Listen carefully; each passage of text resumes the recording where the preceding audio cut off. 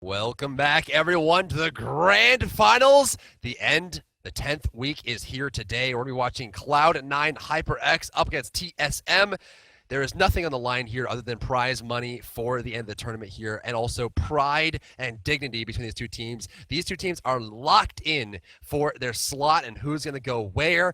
They're basically all set to go in the seeding. The regional will have the same effect, so everything is all set. There's no extended value beyond these two matches being played right here and now. But we're going to be watching TSM versus C9, best of 3 in the grand finals to end out the 10th week of the EU Regionals and Smite World Championship. And realistically, it's like these teams want to be the team that got first last week. Yeah, that's pretty much it. And on top of that as well, Dryber, these two teams go at each so often and their games go on for so long. So get yourselves cozy, grab your popcorn, put the kettle on, because no one's going anywhere for about the next 4 hours, especially if you want to sit down and watch I5 versus SK after this best of 3 series, which generally goes all the way, Dryber. So we'll see as Osiris gets locked in for TSM as an instant first pick lock-in. What do we get from Cloud9 though? It's Yorus. Wow, look at that damage hexgraph shoot right up to the top there with Kaboom. Giannis and Hobble being locked in together. Kumba, Junkwe, Loki, and Afro all banned out. Osiris is locked in as well for TSM. Two more matches to be played here, or two more gods to be played here. It's going to be the selection for TSM. They go for Apollo here. Rom has also been highly favored. It seems like one team gets Apollo, one team gets Rom. It seems like Apollo is actually highly favored over Rom in general. Will they go for a mage, though? I mean, honestly, I don't see them needing a mage. With Giannis and Hobble already locked in, they may not need to.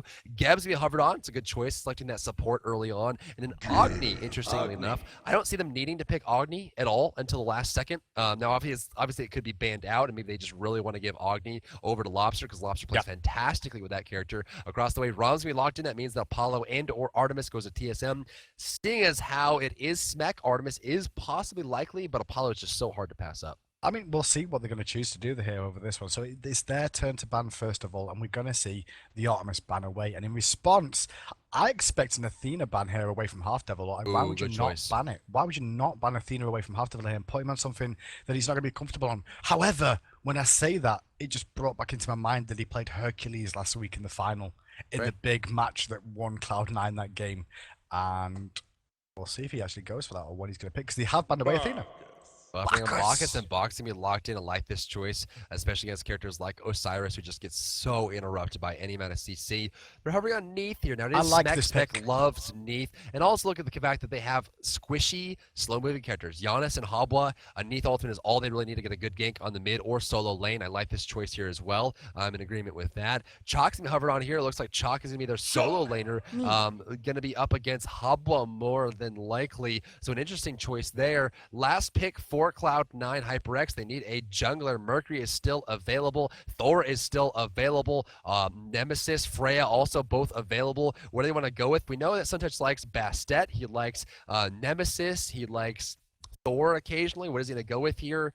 Oh, it's going to be a Habwa jungle. Okay, so Vamana going to need solo lane, then Habwa jungle. I like this. I do like this as well. Going back to the Neath pick, where I was really excited for, is the fact that I feel Neath is one of the best picks to pick against Rom. Because Rom, like I keep saying, he's very auto-attack focused. All his skills are based off his auto-attacks. And Neath, with the Unravel, reduces attack speed down if she can land that. And on top of that, with the Spirit Arrow, can root him in place so he can't use the dodges out of the way. So I think Neath is one of these picks that you're going to see against Rom more often than not as time goes on. And it's good to see that TSM have done a bit of homework with that, and Smec's going to be picking that one up for this matchup against Youngbei. This game's going to be hype. I'm pretty excited actually to see how this one plays out, because on paper, both these teams have really good god selections. They really have. I mean, TSM versus C9, things are looking good either way. Habwa, a lot of burst damage. Giannis, a lot of burst damage. Good control for mid-game as well. Once they started to rotate out of the mid phase, laning phase starts to come to an end. NQ going to be on Vamana up against the enemy Chalk here on Game Hunter. An interesting match, but honestly, doesn't really result in a kill too often in the early stages of the game, just because both characters are very safe, have their own escape mechanism, and a good way to heal themselves back up. In the mid lane, we're going to see, we're going to see Sayo up against Lobster. It's going to be Giannis versus Agni. Played by Lobster, have a bit of advantage in the early stages. Giannis's Claire usually suffers until level 5 or 6 at least. In the jungle, we see Yahabwa up against Kibo Fred on Osiris. Habwa can have a pretty good matchup against Osiris. He can do a lot of things like knock him up in the air and then outrange the stun, come back in for the water cannon. I would feel like Suntouch would have a great matchup here, but I have to be very careful about the commitment. If Osiris gets a good stun and a good slow stack, Habwa's in a lot of trouble. Is forced to use his ultimate defensively, which he does not want to do. The support role is going to be Bacchus versus Geb. Geb is going to have a little bit easier time rotating there as Bacchus is a little bit slower, but we do know Half Devil is very aggressive, and Bacchus is a great character that fits in line with that. And characters like Neith, characters like Agni, characters like Osiris are going to have trouble with that knock-up stun combination from Bacchus, as well as the fact that Neith can't really aim and Osiris can't really keep up with basic attacks while they're in the drunk state. So that's going to be lineup for both teams, guys. We're going to cut to a break. We'll be right back with TSM versus C9. Best of 3 starting right now in a few minutes. Bye. Welcome back, everyone, to the grand finals. Today's week number 10 qualifier for the regionals of the Smite World Championships. We're watching TSM and Cloud9 Hyperx. Today is going to be the start of this best of 3 series. It's going to be the first match of this to see who starts off the series correctly and who gets that momentum going. We have C9 versus TSM. The bottoms on that, the blue team is going to be TSM team SoloMid. Smek on Neith, Trixtank on Geb, Game Hunter on Chalk, Kilo Fred on Osiris, and Lobster playing Agni. And on the other side of the map, we're going to see Cloud9, the team that just defeated I5 in the semi-finals, playing from the top side of the map, the right-hand side of your spectator UI is going to be Sayo playing Yorus in the mid lane, Suntouch on Habwa in the jungle, Youngbei in the duo lane, along with Half Devil playing Rom and Bacchus respectively, and NQ finally rounding out Cloud9's composition in the solo lane with the Mana. The murder. The Mana.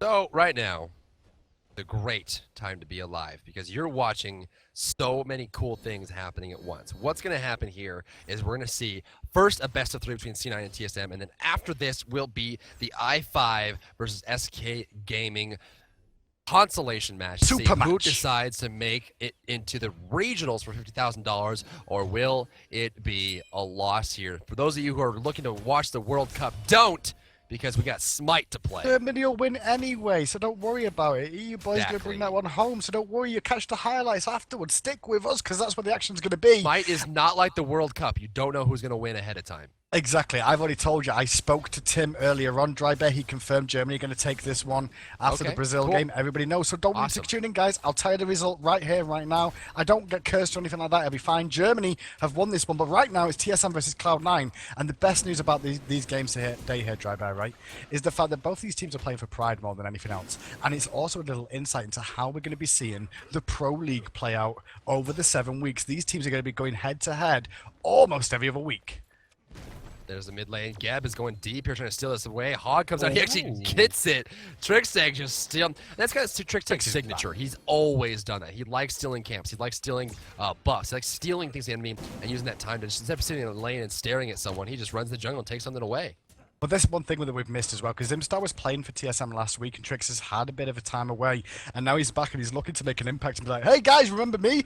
I'm that scummy support that steals away your jungle and I'm never in lane, but when I'm not in lane, I'm actually in the lane because then I'm counter-ganking when you do the rotations. Hi!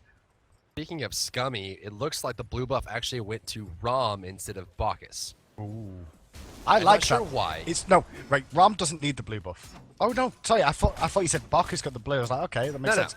But Rom got the blue. Rom doesn't need mana, and Bacchus really does. He's probably one of the few Guardians that needs blue buff. I mean, if you're running like supports, like it's like Aphrodite and Bacchus who need the blue buff over their Hunter because they're so mana hungry. But you know, honestly, we did reduce the mana cost required for the chug on Bacchus, so it helps a little bit there. As you can see, Youngbei is going to be sitting at full mana probably this entire time until that buff falls off. Could have been a mistake though, just stealing it away, but we'll see. Initiation from Half going to force Smek and Trixtank back. Right side, Chalk and Vomana are going to swing at each other very violently with bat and axe in hand. Umbrella versus... Well, actually, it's a bat this time, man. That's true. Bat versus axe. Who's going to win out that duel? At the moment, the bat is bigger than the size of the axe by the looks of it, and forcing him back to his tower. Not the size of the weapon that matters. The size of the person that you are on the inside. Are you trying to tell me if it's a few people said that to you before, Drybear? Is that what's happened there? Yep. Okay. Just thought I'd ask the question. I'm glad you answered it nice and quickly. We can move on. Runs out to the mid lane here, rotated around. He's trying to clear out this noxious fumes gas in this lane. Not sure why. There's a safety hazard here with explosive gas just sitting in the middle lane, coming really from nowhere. There must be some kind of gas line underneath the map, or maybe just a natural gas chamber. Left side, Young Bae gonna hit level 5. He's got that Astral Barrage that he loves so much. Backflip from Smack gonna go away here. Look at that itemization. Everything is pretty standard, actually exactly standard. Minus the fact that they got a Smithy's Hammer on NQ, going for the actual physical protection in early stages. Of course, he is going up against a physical jungle and a physical solo, so why not buy physical protection? Well, mid-camps are due to spawn up, and TSM in a good position here. They've forced back Cloud9 under their own tower right now. Half of them are going to rotate in here. Can he take it away from Trickstank? Not today, he says. Going to hog that one away. And right side, taken by TSM as well. So a small lead developing right now for TSM with those mid-camps, both going in favor of TSM. Right side Chalk taking a lot of harassment here, but so is NQ. They're going to be dropping low rotation. Oh, he popped his ultimate. Neath ultimate coming out here. Cubo Fred coming out as well. They need to slow after the fact of actually missing the sickle. Stun's coming out. He's got nowhere to go. There's the dunk. Cubo's not going to let this one go away. No. NQ going to fall down. First blood, TSM. And that was a nice presence of mind as well to use the World Weaver across the map from Smack just to make sure he got an assist, if not help with the kill. But sorry, if not secure the kill for his team or make sure it went down. But picking that one up for the team is going to give some nice gold over to the whole team. You can see the gold difference now stretching to 700 as experience is just over 1800 in favor of TSM. TSM really coming out to play this week as well, Drybear. I think after the loss last week, they were really upset. You know, I saw the Twitter messages. They were very distraught at losing that game after such a hard-fought fight against Cloud9 when they had Cloud9 on the ropes for long periods of the last game especially, and then having it taken away from the very last moment. Last moment is tough. Real tough. And we've had a lot of that, right? In this series of the qualifiers. A lot of last-second losses that just changed the game more than you expected. Right now we're going to see very slow gain right now, slightly for TSM, 750 gold, 1400 experience as well. Things are looking pretty good to start out, and honestly, if they can get a few more kills, they'll start to secure an early game. But, you know, realistically, TSM got first place in the launch event. C9, much less, not even on the radar. And so, you know, you're looking at this thinking, this is C9's chance to just get one final bout against TSM. Now, realistically, both these teams are going to be in the Pro League. They're going to play against each other in the regional. So they have a lot of tournament play ahead of them. Once they finish the regional against each other, they also will be able to go to the Pro League, and they'll be able to play against each other on a weekly basis or an every other weekly basis, just playing against each other. Every team plays every other team twice. And so there's an opportunity for them to just kind of get their chops in as things kind of go through here. But you know, maybe they're liking to get some good morale and respect earned today by beating out TSM once and for all. Well, I mean, with them going to the LAN as the next major thing for these two teams, they want to stamp their authority on the enemy team now, you know, ahead of time and make the morale boost be for them. So they can like, okay, so we beat Cloud9, says TSM, just before we went to this LAN, so we can beat them again at the LAN. It's not a big issue. Same for Cloud9. If Cloud9 wins this one, they've beaten TSM in the final back-to-back on 2 weeks running, and they'll go into the LAN with that little bit of a morale boost to say, hey, we're good enough. We've done it before. Let's do it one more time, but this time for even more money. Definitely a strong showing. Something you'd really expect from top-tier teams like these. Looking at the jungle camps right now, nothing really to be farmed up at all. It's all comes down to lane minions. The mid camps are responding, though. Both teams kind of grouping up to take these ones down. Chalk is there, going to run into two very strong and damaging enemies, and then turn around. Yeah, mid-camp speakers. That's a good portal coming out there from the mid lane. Trickstank going to resolve that, but now the turnaround comes out from TSM, and the World Weaver's going to connect to Suntouch after he uses the Crushing Wave to try and escape. Half Devil gets hit by the Lord of the Afterlife, and Game Hunter finishes off the kill with a big axe. Finally, NQ turns up. Is the big baby going to come online? That's the question. Good portal from Sayo, and now Lobster's in trouble as once again Rom goes up. Bay looking for the kills to shield. Is he going to hold? Gonna hold is the question. The portal's out. Good root from Neath. Oh, Sayo gets with the axe. There's the tort. There's the unravel. And Sayo goes down to 1-for-1 exchange. Now NQ is disengaging entirely. The solo lane is abandoned as Young Bae joins in on the fun. That's gonna be a great clear here for C9 and TSM together. It's a 1-for-1 exchange. Look at the charts now. It looks like it's still more in favor of TSM. Right, 5 members of TSM and 5 members of Cloud9 collapsed on mid lane over a contest of the mid camps. That's how good these two teams are in terms of they both know how important getting a small advantage is and where the pressure is going to be on the map. Both the solo lane and the duo lane came over into the mid lane, had a crazy fight, and realistically it went in TSM's favor, but only by a small margin. Only very small, and it's going to keep growing there. That's how you win a game against a team that is pretty much equal to you. It's just the small gains. You look for the little things, the mid camps. get back harpies, steal a buff, maybe get a small kill on the left side, a small kill on the right side, maybe pick the mid ones. And it just grows and grows and grows until eventually you have this huge lead. Now we're going to see Half Devil walking past the Gold Fury Red and putting down a deep ward inside the enemy area just so we can see the rotations for it, but pinged out immediately to let them know where exactly he was. So they've got a rough understanding right now, TSM, of where that ward placement was right inside. Once again, it's going to see the battle of the Hindus versus the Mayans in this lane, and it looks like the Hindus have a few extra minions on their side to just beat Game Hunter back to tower, as this one continues to be fighting backwards and forwards. Backwards and forwards, indeed. Kind of how the Solo lane goes. Solo Island is all about push and pull, and that's exactly what they're doing here. The Runeforged Hammer being finished for NQ means that it's going to interact with his passive as well, giving a little more damage across the board. Hob was on his way over to the right side, Suntouch is going to be there. Cubo Fred is in the area as well. NQ backing up, not really want to take too much damage from these interactions here, and making sure that everything is all steady as she goes. Damage buff has respawned here on the bottom side. Cubo Fred's going to see it and go for it. For those who don't know, the buff will land on the ground and will be picked up, or able to be picked up for 30 seconds after it is laying there. So he could possibly begin this for himself. We'll see what he decides to do with that. But you know, as it stands right now, things are still quite stable. Yeah, everything's still stable for the timing. Cuba Fred actually going to give the red over to Agni, or soon to be Swagni, because that's what everyone's going to be playing Dry Bear once that skin gets released. Oh, lordy. Baby. I'm not Baby. OP. I'm Swagni, pip slap. OP.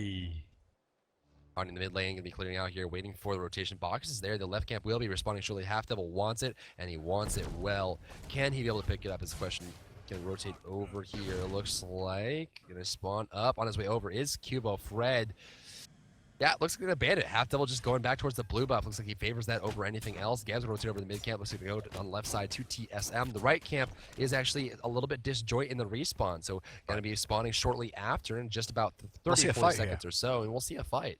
Yeah, we should definitely see a fight. They're both trying to contest this one, get the positioning right. And this is why the disjointed on this respawn time is because of the fight from last time round. You can already see Game Hunter rotating around here as well, looking for an opportunity to get involved. But it looks like Cloud9 are just going to give up this right camp here. Cuba Fred's in position perfectly here just to pick this one up. And Lobster's hanging to that right-hand side just to cover the option of the team coming over, make sure there's no angle for them to actually slip through, and also be able to absorb the experience through the wall if required. Spawning up here. Looks like TSM's going to be able to grab it up. Looks like C9 Hits kind of just gave it away on that one. They're going to be going for it here pretty shortly. Going to clear it out. Now the mid cap will go in their favor. Look at the gold numbers. 1,300 gold still in favor of TSM. Rather stable at that amount, but the experience is huge here. 3,200 experience in favor of TSM means they're going to get those ultimates a lot faster. Going to pick up the next level of their ultimates a lot faster, I should say. And definitely a lot of opportunity for them to kind of control this match as we head towards the opportunity to go for a gold fury. That's right. I mean, this is the one thing I love about EU right now, Dry Bear, is the fact that we just watched I5 face off against Coast in the 3rd and 4th place match, and how fast and furious that game was at the outset of that game. Backwards and forwards, massive amounts of kills, massive amounts of aggression. But this one, TSM and Cloud9, a lot slower pace, a lot more organized and disciplined in their position to make sure those opportunities don't arise, and nobody really gets a full-on chance to snowball as easily as some of the other games. Left side, Smek kind of hanging out here. The blue buff has already been picked up. Movement speed will be responding shortly, though. Definitely an opportunity for them to pick that up. We see that the damage buff has already been cleared out, waiting for a rotation coming there. Solo lane is free and clear. Looks like the only damage done in the solo lane is going to be on that top tower behind NQ. Gold Fury started up here by C9. Going to be released immediately as Smek and Q or Fred spot it out, and they're all good to go. Yeah, and waiting for an opportunity. Yeah, both teams are at the same time. Cubo's going to do his speed buff in the jungle, and Q's just pushed in that lane as Game Hunter rotated over because of the threat of the Gold Fury, so he's going to lose 1 or 2 creeps to the tower there overall, but it'll be fine for the most part as NQ goes back to base, looks to pick up some items. He already had the Runeforged Hammer online, now he has the Warrior Tabby and the Greater Sprint achieved, and they're going to be online. So when he gets to these team fights, he's going to have great mobility to be able to jump in there with that big baby foam and start splash damaging around. Right side, a lot of slap fight going on here. Chalk and Vimana coming together. Going to be the clearance here. Look at the itemization, though. You can see that boots have been finished for NQ, getting some penetration there. Maya's boots completed for Half Devil across the way. Smek actually goes for Heartseeker on Neath, surprisingly enough, after Devil Glove. So double stacking items for Neath can make those ultimates do so much more damage. And also will have a lot of basic attack. Now, the biggest thing about this is that Delaying boots like this means that she can't really rotate. She will try, but if she gets there, she can't really come back quickly, and she's gonna have a lot of trouble keeping up with the mobility of C9. So we'll see what she decides to do. I mean, realistically, she's just vying to be in this lane for a long time. Half Devil's in trouble here. Gonna get caught out a little bit. Forces the belly flop away. Not gonna look for the massive World Weaver that could come out from her. It will do a lot of damage, but now with the Half Devil being low, this is the call for TSM to try and get aggressive here. Drybear, they're gonna try and attempt this Fire Giant. Can they burst it down inside the Gold Fury, rather? Can they burst it down in time? Yes, they can. Because if that was a Fire Giant, I was about to say he got nerfed. Gold Fury goes down in favor of TSM. Now shooting up to 2,700 gold in the lead. The rollout at Spaceship form from Gab kind of comes through here, clearing out that minion wave. And then they're heading over into the mid area. Giannis is going to come out and look for something. Will he be able to find something here in the mid lane? Gab spoken. Ultimate is being charged up here. They want Giannis.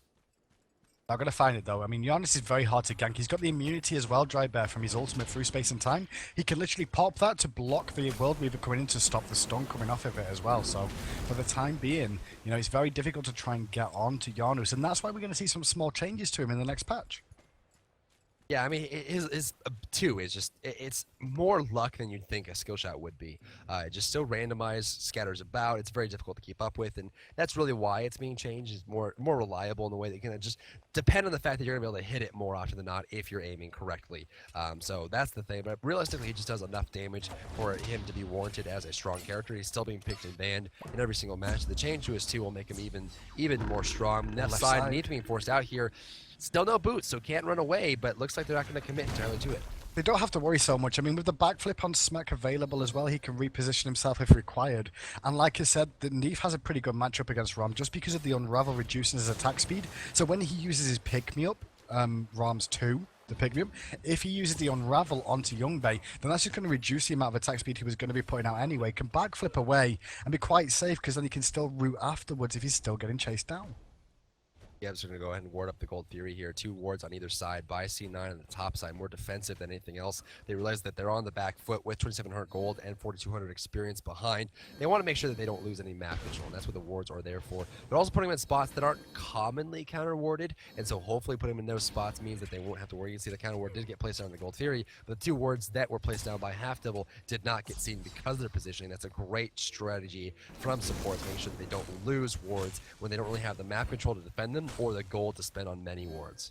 So with the Gold Fury down right about now, TSM have a commanding lead right now with 15 minutes in this game. Cloud9 looking for some option if they can find it because the jungle's all down for Suntouch right now. He's looking for a fight if he can find one, but there's nothing to really be had, Drybear, and in that case, it's kind of just a waiting game. This game's going to go on for quite a long time before an opportunity arises now for these two teams to really go at it and look for a fight to try and get something out of it. It's just going to be about a misplay is all we could possibly see as somebody getting an advantage or a massively good play. That's it.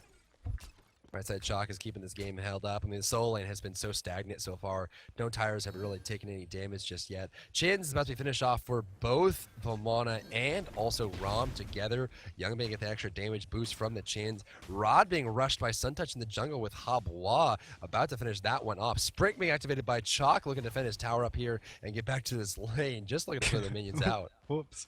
He over-committed to Game Hunter there, looking for an opportunity. Going to miss a couple of minions, but back in time. Left-hand side, you can see Smek pushing in Half Devil and Youngbei to the tower. And now you're going to see that Smek, you know, will have a bit of an advantage with wave clear overall. Youngbei needs to use his auto attacks to wave clear. He'll still take 2 or 3 shots with his 1 to be able to clear that out. So the Astral Strike doesn't have insane wave clear overall. It will take at least 2 auto attacks to clear, whereas Smek can literally just use his 1 and have the wave decimated in a second. Side Neith and Geb coming together. Blue is not about to respond, but the Gold Fury will, so they have some time to try and take out the Gold Fury, quite possibly. You know, that's really what you want. You want those big objectives, boosts to gold. Look at the damage right now. You can see a lot of damage dealt by Game Hunter, 9,000, 8,000 actually. Of him on. That's more than anyone else in the game by far. He's just hitting so hard. He is, and Game Hunter's doing a great job as usual. I mean, he's started playing Chalk week in, week out now because people are taking Loki away from him, which is very smart. Qfo might have an opportunity as Youngbei has to use the sprint. Good zone in from Half Devil though with that burp, but he's going to start getting chunked down immediately, uses the belly flop, but that gang comes to nothing. But it was nice to see Qfo looking for an opportunity if he could find it, even though he went through wards there as well. There, definitely. Oh, kill the mid lane. Neith ultimate plus the Agni bombs spells disaster for Sayo. Now the fight breaks out. Suntouch! He has to use the massive crushing wave to get away. Cubo's going to continue chasing. Belly flop's not going to help out. And now Half Devil could get caught out of position here as well, because with the belly flop cooldown, are they going to dive? No Intoxicate use. Rain of Fire comes down from Agni. There's the Cataclysm for Tricks, and they're going to dive this one in, you know, and they're going to pick up the kill for Cubo. That's going to be the opportunity, and now TSM are in a position to look to make something out of this. They should be able to get mid-tower. Wow. What a play there. What a strong play. Making sure that realistically they got nothing.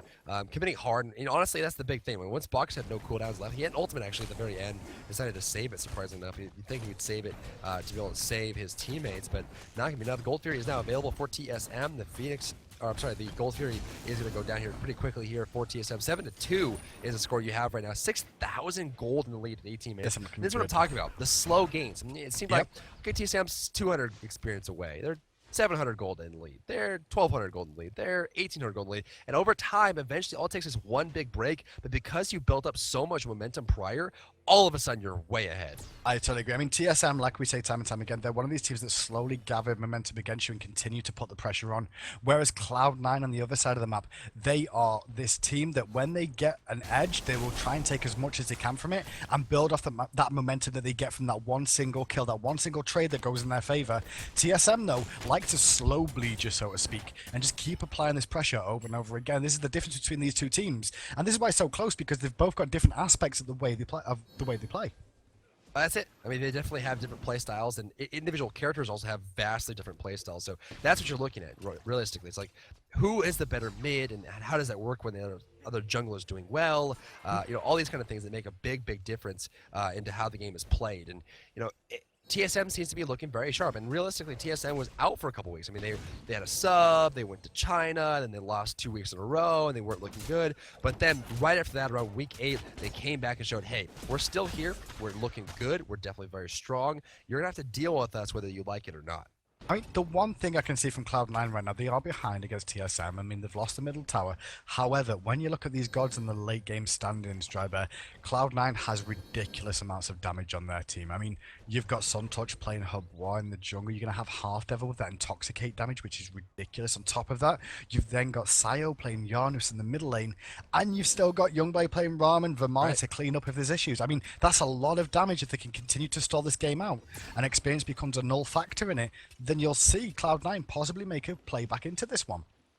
Well, absolutely. I mean, you can never count Cloud9 out. I mean, this is what this matchup is. I mean, you realistically cannot count There's a big anyone rotation out. left. Rotate over to this tower, be pressured. Possibly a taunt. Bosch's going to come out and get a stun here, forcing the Tricks to stick around. Tower's actually on him now. Shield, Kivo in the back, looking for Youngboy can actually run straight through. Yannis also be here. There's the Unstable Vortex, the knock up into the portal. Combo! There goes the hit. Cubo forced out. No damage. He's going to disengage here. Oh, no, the wrong side. Right on top. Sayo goes down, looking for a follow-up here on Smek towards the tower. The damage from C9 is real. Turns out to be a 1-for-2 exchange in favor of TSM. The tower goes down as well.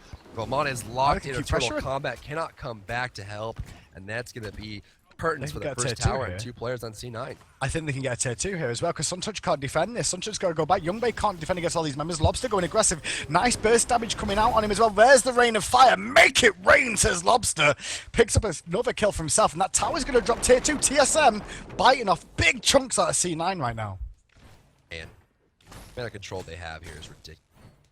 Absolutely ridiculous. Right side tower is going to go down to chalk as well. They got 2 towers, 3 kills, 4 killers.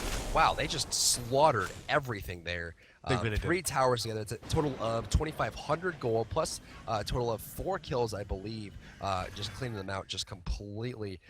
They just cleared their clock there. That was a beautiful play by TSM. C9 came in the right time, but I think they committed too much to the fight and didn't realize how far they actually were behind, and the fact that they can't play from behind like that. I mean, the 1-for-1 that Cuvo went down for, it was okay, but the tower went down, and then the kills just kind of snowballed from there. NQ lost his tower because he had to rotate over to the left lane, Drybear, to help defend that tier 2, and in doing so, it allowed Game Hunter just to pick up his tower for free. There was no way NQ could do both things at the same time, especially on the distance on the map. And now we can see TSM are quite comfortable in their position here. They're going to look to group up mid lane and start putting pressure down on the next tier 2 tower on the list, this middle one. You can see Suntouch around the side. He's going to look for a big play here. If he can make this happen, he's going to give Cloud9 a chance. Up on top, looking for something. Hobble has to engage here. This Mist Tower is there. Box initiates, but there's no one there to follow up with. Omni dashes away. That's going to be it. Oh, Rom, look at this dive. Not going to find it. Giannis will only hit Geb on the backside. Uncivil Vortex coming through here. The Belch is going to land on Cubo Fred. There goes the damage. The Neath ultimate on Giannis on the backside. Oh, it looks like missed the ultimate. The ultimate from Osiris is not going to land. Game Hunter. Through the wall. There's the portal. Jumping on top. Neath is going to back away. Oh, bombs on the top. Good stun from Audi. They're committing so hard. They want the shot. Smek's going to go down here. Or will he? There goes the shield. Shield keeps him alive. Half Devil goes down. And the backside. Can they catch him? There's the unravel. It turns out to be a 5-for-1 exchange. TSM is on fire. On fire. Look at Smek's build as well. He's gone Witchblade into a Deathbringer, and Cloud9 going to give this one up at 23 minutes in the game. The slow bleed was put to Cloud9 there by TSM, and eventually the wound just kept gushing until there was no blood left from Cloud9 to give. Wow. Amazing play by TSM. TSM is looking so sharp right now, and if they go to the regionals and get a first place yet again, a second event in a row. Obviously, coming off that first place win in the World Tournament from the launch event, they're feeling pretty sharp right now. Now is a total of 8 teams, 4 from EU, 4 from NA, and they definitely feel good about that. And today they're showing why. I mean, 4-0-5 on Chalk, 4-0-6 on Neath, 0-0-11 on Tricks. I mean, everything looks so great for TSM, and it wasn't like there was anything you could point to, right? I mean, good draft from C9. They played well. They were in good position. They controlled their lanes. It's just TSM made better decisions and made better plays throughout the match, and that's what it all came right down to. Realistically, it's hard to call this either way other than the fact that just TSM is playing very well today. Yeah, I mean, TSM looked really good. Trixan came out of the blocks firing on all cylinders today. I mean, he's been away for a while as well, Dry Bear, so he's going to get a bit of limelight once again. I mean, Cloud9, though, they did have signs of life in that game overall. They did do some nice things, but it didn't seem to pay off for them, and TSM just snowballed that advantage very, very quickly, and like I said, just slowly bled them out until it became too much to, try and quell overall, really. And they gave up early. I guess they just want to move on to the next game and just refresh it all over again. Dry Bear just go, okay, start anew. That was one game out of the way. We can still win 2 in a row. We've done it before.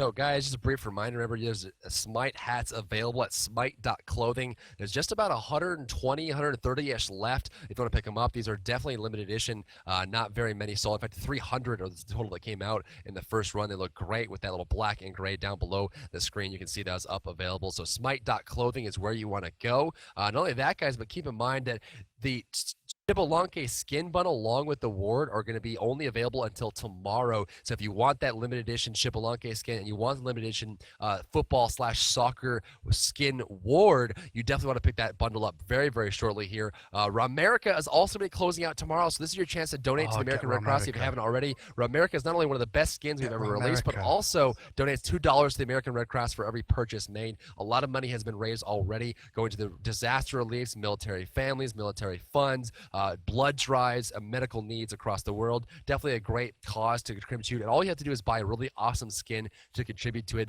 Also, don't forget that we also had Cursed Voice release on Friday. This is a voice over IP sessioning system that is completely free. If you download it and play your first match with it, you'll get 200 gems for free and get entered into a giveaway for 8,000 gems and an Alienware X51 giveaway. This is a software that you just run in the background. You play Smite. When you join into a match lobby, it'll connect all 5 players in your lobby to a voice over IP system that allows them to communicate with each other more efficiently. When you lock in your god, it'll change your avatar to the god that you're playing on screen. There's an in-game overlay, so you can see who's talking. Is it Naja? Is it Osiris? Is it Geb? Is it Odin? Who knows? Cursed Voice knows. So check out Cursed Voice and download it. We're going to right into the next match here, which is going to be game number 2 of the best of 3, TSM versus C9. How you feeling about it, Hindu? I'm excited to see this one because now that Cloud9 just went down, technically it wasn't easy for TSM, but they made it look easy. And now Cloud9 are like, well, okay, we've got to bring it back now. We didn't play great in that game overall. TSM put the damage to us. Now it's our turn to come back, and they've chosen to be second pick here. They've chosen to go for the 2 picks in a row. So we'll see what strengths they're going to go to this time round. TSM banning out Aphrodite first this time. They did choose Loki as their second ban, TSM, but for now we're going to see what Cloud9 are going to choose as their first ban. First ban, Aphrodite. TSM going to get rid of that one. Across the way, C9 is getting rid of Kumba Karn. Great choices there, absolutely. You don't want to give that Aphrodite to Sayo. He did very well with it before. Kumbhakarn, you don't want to give it away to really anyone. Kumbhakarn's so very powerful here. Next bands coming out here. TSM has their choice to make. Who will they ban out? It looks like it's going to be a strong Loki. Smart play. I expect they don't want to give it Game Hunter, and at the same time, they don't want to give it NQ. So if they pick Loki as a first pick in the late, TSM have to take it first pick, which means Cloud9 get 2 big picks. Whereas if they leave it up and take something else for first pick, then NQ will pick up Loki again. And as we saw last week, NQ's Loki is fantastic. He ran teleport. He caused a lot of issues for TSM over with that one as well. So not surprised. And this is a big ban I feel was going to come through here, because I think I've just cheated and looked through into the future and seen that Chuck has been banned out. That is such a shout out to Game Hunter Dry Bear. That is massive.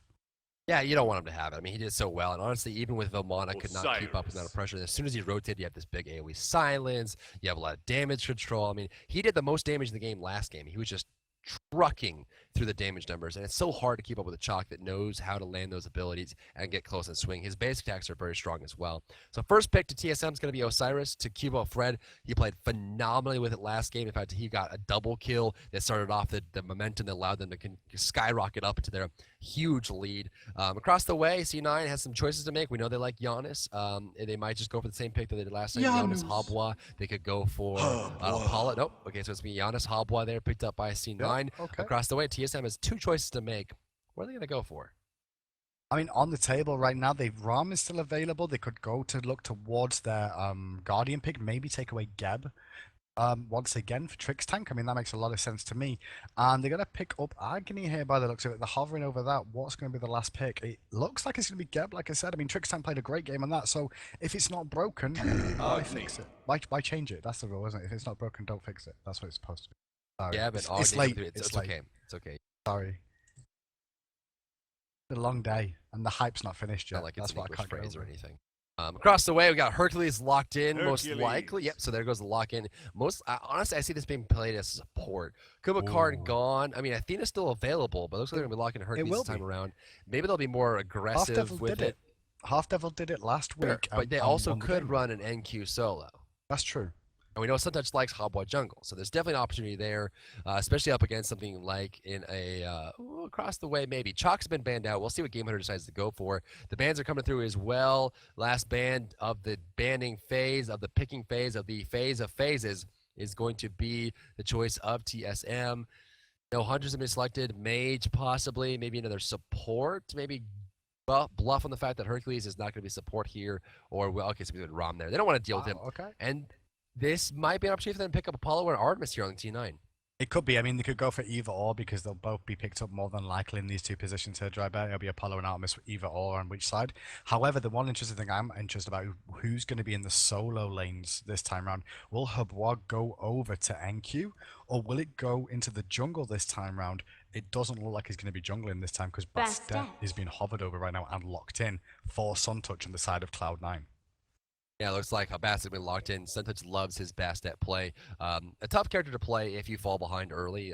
Many of the characters in the game are, but absolutely a powerful character if ahead. I feel like very minimal if harm. And one big thing is, of course, the ultimate as well. The cats just don't do what you expect them to do in the mid and late game stages.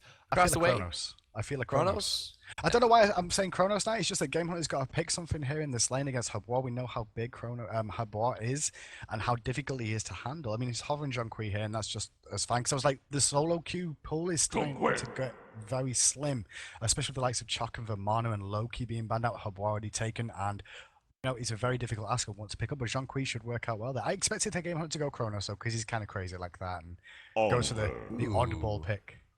The old school Young Bay on her. I love it. I love it.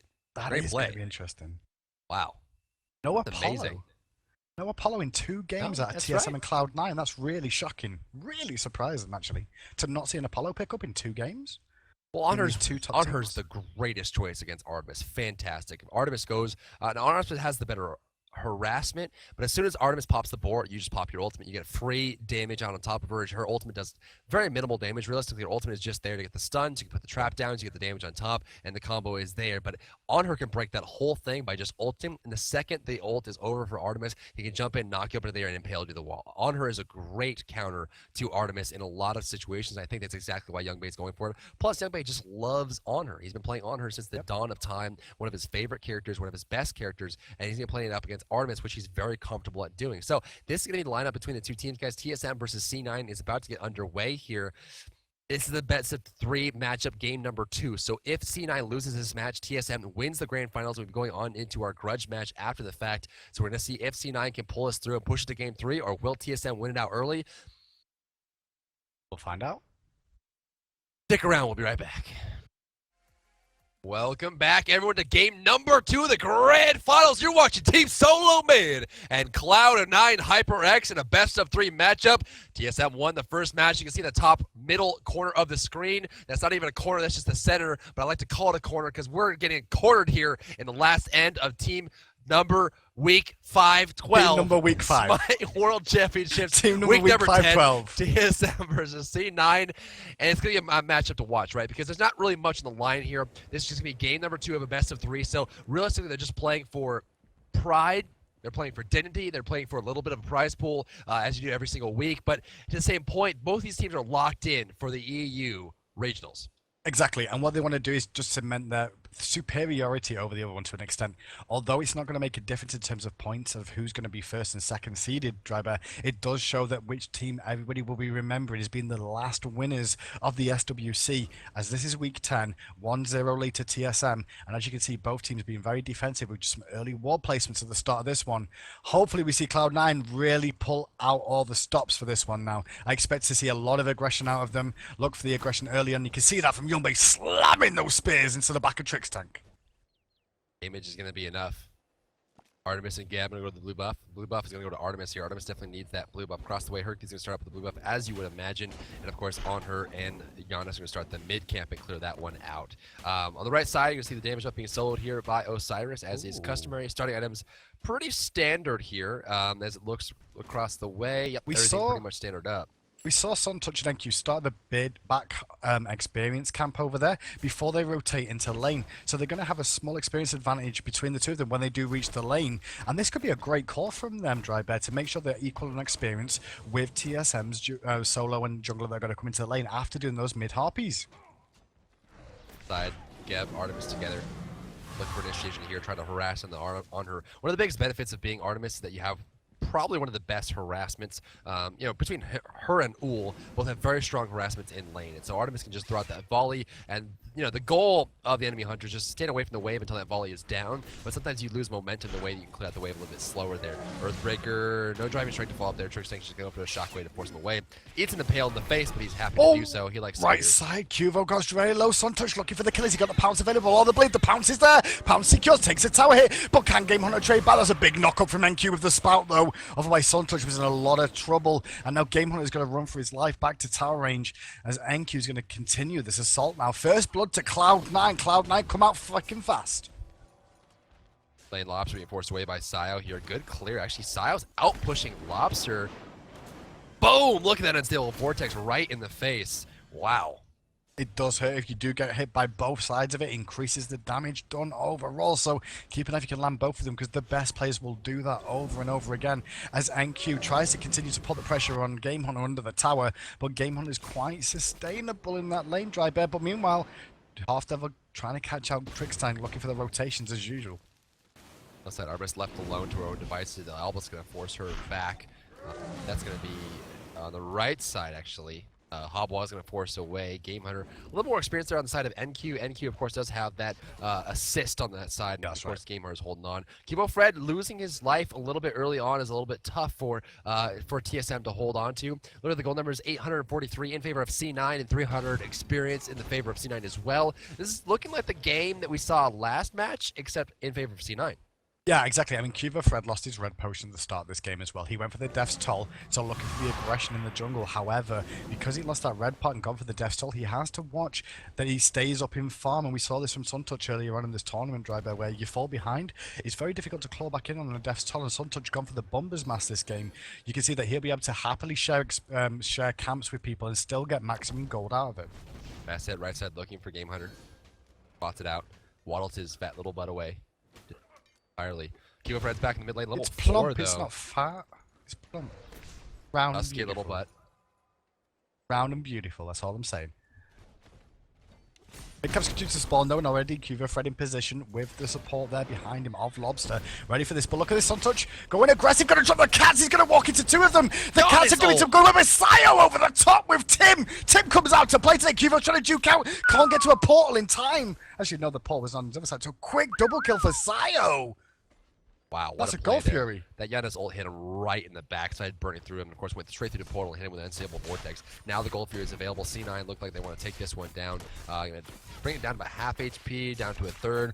No rotation possible. Trixie's just sitting in the mid lane, clearing out these minions. So C9 has come out to play now. They realize, hey, okay, fine. You can have first game, but 3,000 gold in the lead at 3 minutes and 55 seconds plus 2,400 experience. That's phenomenal. This is a very similar repeat to what happened last game from TSM's point of view, though. TSM did the same sort of play and managed to get the Gold Fury off very early as well, but now it's Cloud9 now looking to put the pressure back onto them, and they've really come out of the gates quick this game round. Suntouch looks so aggressive there, Drybear, as well. He pounced off the wall and just got drop cats, and I was like, what are you doing? There's 2 of them. This is madness. This is through space and time. Comes out, picks up the kills. That's best at early, though. I mean, realistically, you just want to be able to get a lot of damage out early and then just drop the cats and see what they can do. It's better to just drop everything as fast early because the cats get weaker and weaker as time goes on, and that's really your claim to fame early on is harassment and the cats. And you just want to just poke. When you see the opportunity, jump in, commit, drop the cats, and see if you can do something with it. And a lot of times you can. Realistically, there you saw Agni had no dash available, ran out of mana, had nowhere to go. Last bomb was down, and of course he just caught with a whole bunch of cats on his face. Caught with a whole bunch of cats in your face, not what you want to be. Happens. Oh, right side. Exorcism needs it. Oh, the one more ghost. One more ghost. No more ghosts. And no Q survives. evil there. Couldn't finish it up. He survives for now. And now you can see his blue buffs have spawned on this side, so you'll see Suntouch rotate over here. His speed buff is also available right now. He'll help NQ out with that blue buff and allow him to be able to sustain his Game Hunter retreats to his own jungle to pick up his own blue that's been dropped preemptively for him by Cuba Fred, who's now on the other side of the map, locking to pressure where possible. Lane. Lobster's holding on. Sayo is definitely far ahead, though. Look at it. The gold numbers, 4,100 gold for Sayo. Lobster's at 3,300, so actually 800 gold differential between the 2 mid laners. What a fantastic difference for C9 and a hugely painful difference for TSM. Right side looks like Game Hunter's going to be holding his tower down the best he can. Hobo's doing well. Left side, parts of these guns are trying to hit smack, but what a shield. What a shield. I mean, the driving strike connected, but as it did, Trix just went, nah, you're not going anywhere. I want to keep you where you are for now. So, keeps it on. Meanwhile, mid lane, Suntouch are harassing onto Lobster once again, forcing him back under the tower so Sayo can clear the wave out and look for pressure. As the mid camps are due up again soon, to keep an eye on Suntouch because he's looking for the aggression as he pounces in. Is he going to be able to find anything here? He's not got aggro because the minion space, Vortex is the one that's going to connect, but the bleed's going to be enough. And Suntouch has come out of the gates fast today. He's putting the aggression on full force. Look at this gank left lane though. Everybody's coming through the choo-choo train of doom. And it's all gonna hit 2 of them. Needs a single shot to finish them off. Looks like you have to have got a little bit too early. Oh wow, it's still a vortex coming through there. There's the threshold. The portal's gonna come out soon. Cubo's getting low. The kill. Cubo goes down. Smack goes down. Hopwa's here. This is a tower. The whole and team. Little boy Wonder Game Hunter gonna come over here to the best he can. But what can he do? He's got an ultimate available. Does he go for the bucket dump? Bucket dump time. He's going to look for the damage. Oh my god, the crushing waves, but no Game Hunter, not today. Suntouch going to get out of dodge, and now they're going to take down this tier 1 tower. But this is what Giannis brings to the table, Drybear. He has this ability to bring the whole team with him. He could be across the other side of the map, which he actually was there, and he brought over him Hobwa and the jungler in Suntouch on that Bastet. They collapsed, they destroyed TSM when they were trying to gank opportunity and made it a big win for themselves there. They played so well. And it looked like TSM had it, right? Because they were surrounding them completely. On her, played by Youngbay to the best he could to buy time, and that's all he needed. He avoided everything. Realistically, he didn't have to go down there if Half-Devil committed a little bit harder after the fact. The heal from the mitigate wounds kept him back up to a healthy amount of HP. But the best thing for them is the fact that Giannis can rotate incredibly quickly. It's disgusting how fast Sona can rotate. Putting that ultimate through the wall, going through a couple portals, then making a portal of his own coming through. Unstable Vortex hit through and got a kill immediately on Cubo. I'm sorry, on Trix Tank, then Cubo. Then of course Smack went down. The rotation from Game Hunter and he went down as well. That was an easy 4-kill swing for C9, and now they're sitting 4,600 golden lead, 5,200 experience, and looking like game number 2 is in the control as it stands right now of C9. Really in control of them, and this is what C9 does though. We talked about how TSM like to apply slow bleed. Well, Cloud9 don't. They like to rip open a wound completely and get to your bones and destroy your bones, and then turn around and go, "You want to keep fighting? You got no bones. No bones. That's it. You're boneless. No bones. Boneless. Boneless. That's why Osiris is a good pick against them though. That's why Cuba Fred knows to pick up someone like Osiris. You know, Cuba Fred's smart. He realizes being able to lose his limbs and still be good. He's got a chance still. Got a chance. He can do it. He knows he can do it. He feels that he can do it. He feels the power. Fred, the damage up here. Look at the damage totals. You see that Giannis is top player damage for C9. Oh, Sayo going. Oh my God, Sayo just took half of Cuvo's health away already. Teva's on cooldown, Lobster on the backside. Everything's missing. Lord of the Afterlife forced, and Sayo uses and look at the escape as well. You see me moving. And now they're going to go for the goal for you. Are you serious, Sayo? Wow. What? That is the Gold Fury Express. Just come on over. What? Just Kamehameha down the Osiris and then just Gold Fury Express across the map. I want to know if he was trying to kill Osiris or he was going to help with the Gold Fury. That's my question. Osiris just decided. Don't worry, I'll do both. No problem. It was just an accident. I'm on my way. That was sick. Away. Jumping in, looking for it, Cat's on the ground, looking for Smack. The shield's going to be there. The Cats are going to burn through. Actually, the Cats are doing a lot of damage. Smack dropping low, dropping like it's hot. There goes the last Cat, going to fall to the ground. That's going to be completed there. Gold Fury is in favor of C9, 6,400 gold and 6,300 experience in favor of C9, and it's not looking like that's going to change. That was ridiculous, and now we're going to see as Cloud9 continue to put the pressure on, stealing away the blue buff from TSM. Right hand side, Game Hunter is doing his best to keep NQ busy, but NQ, if we look at the difference between the two, there's a level of disparity of just 1 right now, 1-0-1 in favor of NQ and Game Hunter, 0-1 down at the moment, and there's a big gold difference between the two as well, just over 1,000 gold in solo laners. So much. And it's so hard, right? Because Agni was doing well, Lobster was doing well until the rotation came out from Suntouch in the mid lane and got completely collapsed upon. Then, of course, it happened again, and then all of a sudden he's got nowhere to go. He doesn't know how to come back from this lane because he needs so much pressure. And Giannis is so hard to lock down. He just has, the portals looking for it. Unstable Vortex is going to land. No, just barely missing. The portal out again. This. Wow, he got the portal out once more. After trouble, Half Devil could get caught out, but he is playing Hercules. He slams the ground with his Mysticate wounds coming online, going to regen a little bit, not a lot, because he didn't take much poke damage. But the whole team of TSM had to group up mid here, and look what's happening. NQ's getting some free tower pressure on the right-hand side. Game Hunter's losing a couple of creeps, falling a little bit further behind in terms of experience, and more gold is being available for Cloud9 as that tower starts to fall. All in tower.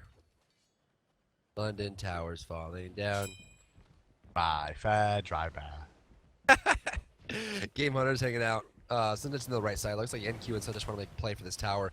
Certainly could. Bass has an ultimate available. NQ's got an ultimate available. Cats. There's the Cats. Exorcism for the minions. Gab's here, going to try to knock him into it. Just barely stops short. Suntouch is here taking the tower. Rotation. This is over aggressive. Well. This is over aggressive. Suntouch got nowhere to go. Why did he stay so long? Pounce back. Pounce back.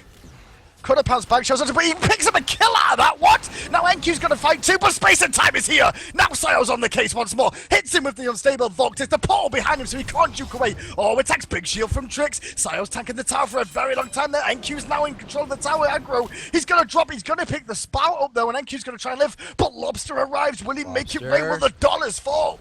Can he get it? The flame wave misses. The bomb misses. The knockup. The dragon strike. Lobster with a huge misplay. Can't get the kill. NQ avoids the flame wave. The bomb knocks him up and brings him into tower. And then, out of frustration, Team SoloMid is tired of dealing with Giannis and his best friend Tim, and they surrender the match at 12 minutes, 8,000 gold behind. C9 says no, TSM, not today. I don't even. Why you did this to me, you? Like, why? Can we not just have a civilized competition? Just a civilized competition, just once, where things kind of go as expected, you know? Nope. Where Nope. things go, no? Nope. Is that not Nope. allowed? Nope. Is this some sort of contract that the players all signed before they tried to get entered into the SPL?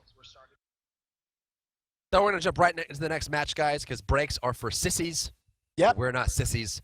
So We're we're not right in sissies. the next match here. Game number 3 of the best of 3 is going to close out here. So either way, TSM or C9 will walk away with a win and get their prize of like $100. These guys are going this hard for that much money. It's not about the money. It's about the Not dignity about and the pride. It's not about the it's money. about the successes money. of the people We that don't you need your work money, with. money, And when you're on a money. team of competitive players, you work. Your coworkers are the players on your team and the roles that they play and the things that they do every single day. And TSM has a grudge to serve here. I've grown a gotta beard. Get this going. I've grown a beard. How long today's hold gone? on. Look, it's growing. Can you see it? I'm getting a 5 o'clock shadow now. It's ridiculous. It's going I on don't have any forever. binoculars. You have like a magnifying glass or? I was going to say something very, very mean towards you then, but I'm a good guy, Drybear. Well, you already did. It's the same joke over again, so you're not even creative. I know. I don't need to be creative because it's you I'm insulting. Talking about my member? Are we talking about my member now? I wasn't talking about your member. I was talking about your membery. Your membery. Your memory. Oh, well, if you remember, this is game number 3. TSM versus C9 starting up right now. Aphrodite's going to be banned out right away. They don't want to deal with it. Sayo apparently plays Aphrodite, plays Giannis very well. So the question is, what do they want to ban out next? They can ban out Giannis, but that leaves a lot of things on the table. It leaves Ron, that leaves Hercules, that leaves Kumbhakarn, that leaves even Chalk. So we'll see what they want to do with. The Chalk ban seemed to work. It did. Why would Cloud9 change things? I mean, I know you say the Chalk ban worked, but I feel overall the big influence in that game was Tim. Tim and Janus, who made the biggest influence. You know Tim. I know Tim. I know Tim. We hang out all the time. We're like bros. Is that one of the things? Bros? We're like you don't even homies. Know. I'm not very hip. Bros. I'm trying to learn these words that the youngsters. You and Tim are homies. Really? We are homies. Really? Homies? You don't know anything about Tim. What's a homie anyway? I'm not What's sure. his favorite sandwich meat? I've got to be careful with this. He likes ham. He likes ham. See, I knew that one. He likes ham. Roast beef. Who doesn't like ham? It's everybody likes ham. Beef.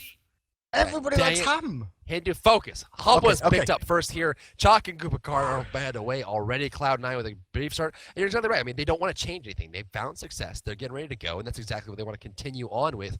Hubba locked in perfectly here for TSM. Across the way, C9 is going to go probably for the same thing.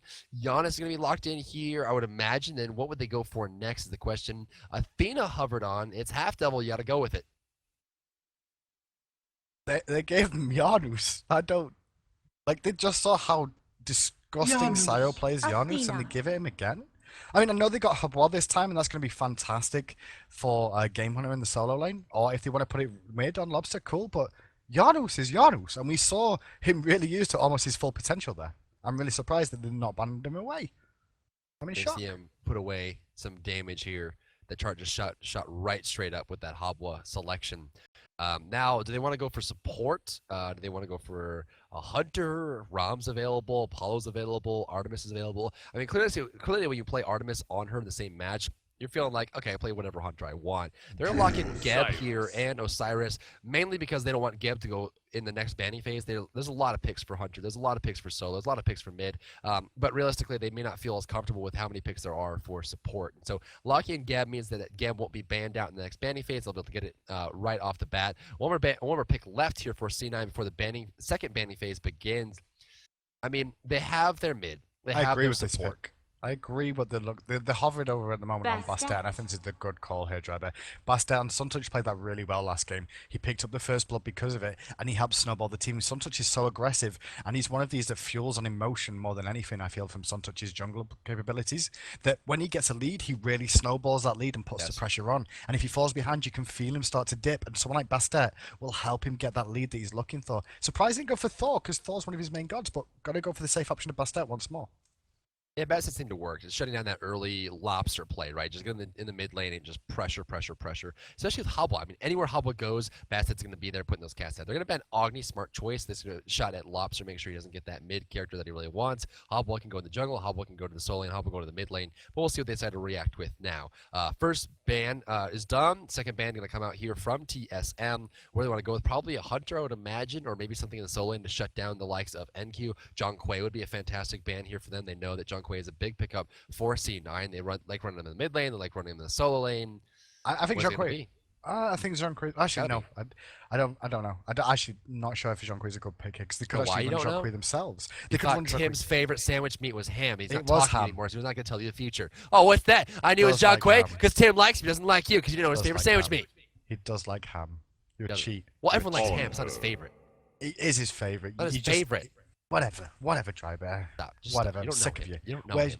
I miss your stash. Where's your stash gone? I got rid of it. Yeah, why'd you get rid of it? It looked cool. You got me with it. I don't know where you're going, but I got nothing. I win. I'll just keep saying stuff until you give up. Field. On her locked in here across the way. Rob's going to be hovered on by TSM. One more pick to make after this. I would imagine Rob be locked in. You know that Smek can play every hunter pretty well, and Rob is very powerful. For mid, there's a couple choices left after Agni, Junkway, Habla, and Giannis are all gone away. Scylla is still very viable. Al Guang seems to be the flavor of the month. Very, very strong. Where's Apollo across the board. Apollo is not being picked. Where's he gone? Oh, he flew away. Where did he fly to? Oh, he's getting dressed. Oh, is he gonna have to go onto a secret mission? Yeah, you're striding that line of can't talk about it. I'm sorry. I did hear something along those lines of He's not going on a secret mission. He's going on an elite. Okay. Yeah, I see where this is going. And Bastet's in his place for now. Is that what's going on? Just no. No. It's not overt ops. Oh. Overt ops. I see what you did there because it was a secret. It's so funny. Last pick's gonna be hovered over by Cloud9 here. Who's it gonna be in the solo lane? And it looks at the moment like they're hovering over the baby of babies, the greatest baby ever born, other than myself, because I think I'm kind of cool and still a giant baby. Shave your head, put a headdress on it, and get an umbrella. I could do that. Yeah, that's cool. That sounds kind of fun.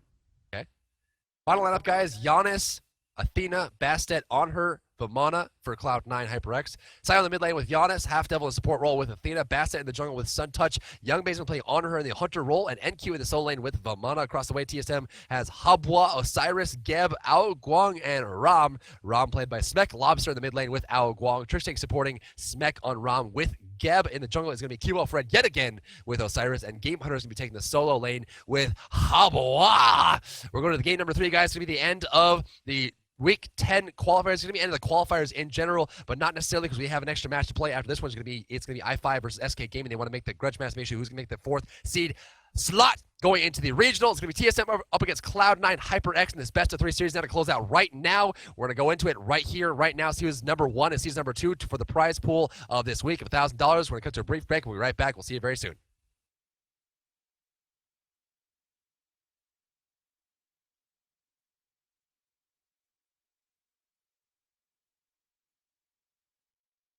And welcome back, everyone, to game number 3. The grand finals is taking place right here, right now. TSM versus Cloud9 HyperX. Number 2 and number 1 seeded teams overall in the 10 weeks of competition for the regional qualifiers, the Smite World Championship, leading up to the regional LAN, already locked in for the seeding points and heading over to Germany for their chance to win the $50,000 prize pot. Total for first place is going to be TSM proceeding to cover who's playing what, where they're going for what team. The bottom side of the map is going to be the blue team, Team SoloMid. Give it up in chat if you're a fan of Team SoloMid. Let's go through the players. It's going to be Game Hunter on Habwa, Kibo Fred playing Osiris, Trixtank on Geb, Lobster on Al Guang, and Smek playing Rom. And on the other side of the map, we're going to see on the right side of your spectator UI top half of the screen, we're going to see them fighting from. It's going to be Cloud9 guys in chat. Type your Cloud9s in chat. I'm certain there's loads of them about. We're going to be seeing SunTouch in the jungle playing Bastet. Sile once again in the mid lane with Tim on Janus. Youngbei's going to be playing Anher. NQ's going to be playing Vamana. And Half Devil rounds us off on Athena. Half Devil loves Athena. Plays so well. As far as the starting itemization goes, looks like Vamana's going to run with Talisman. Could be running with Pestilence, could be running with the Bulwark, could be running with a lot of things actually. He's up against Hobblast, that's what we want to. It's magical protection, keep himself alive. In the jungle as well, is going to be Cubo Fred, so as long as he can avoid Osiris keeping close to him, he'll be able to just take majority of damage from Hobwa, and that's going to him.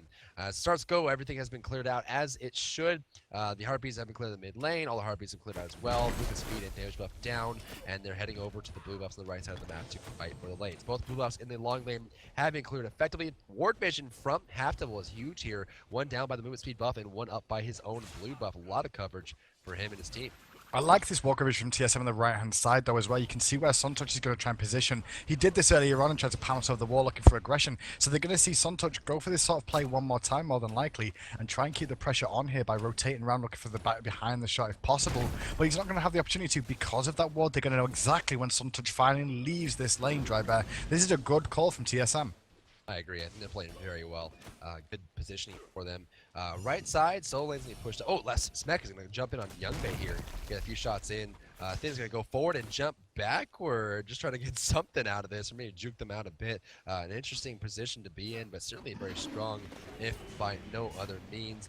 It's going to be Ao Guang versus Giannis, an interesting matchup indeed, as Giannis will have more damage in general, but it looks like Lobster's getting the better end of the stick here. He will get the better end of the stick during the early levels. Like, the zone control from the Tornado is so big that it's very difficult for Sile to get in there with the Vortex and be able to clear out the wave, because he needs to get in close enough, you know, to make sure he can make sure the wave fully hits the minion wave. So he's going to watch it. NQ's getting very low on this side, but SunTouch rotating around onto Game Hunter. This could be a bit of a misplay from Game Hunter here. He's going to get the bleed damage off. They're looking to finish him off. SunTouch trying to finish off under the tower, though. SunTouch could be turned around on. The minions once again with the help of the tower. Game Hunter, the God Hunter, secures first blood.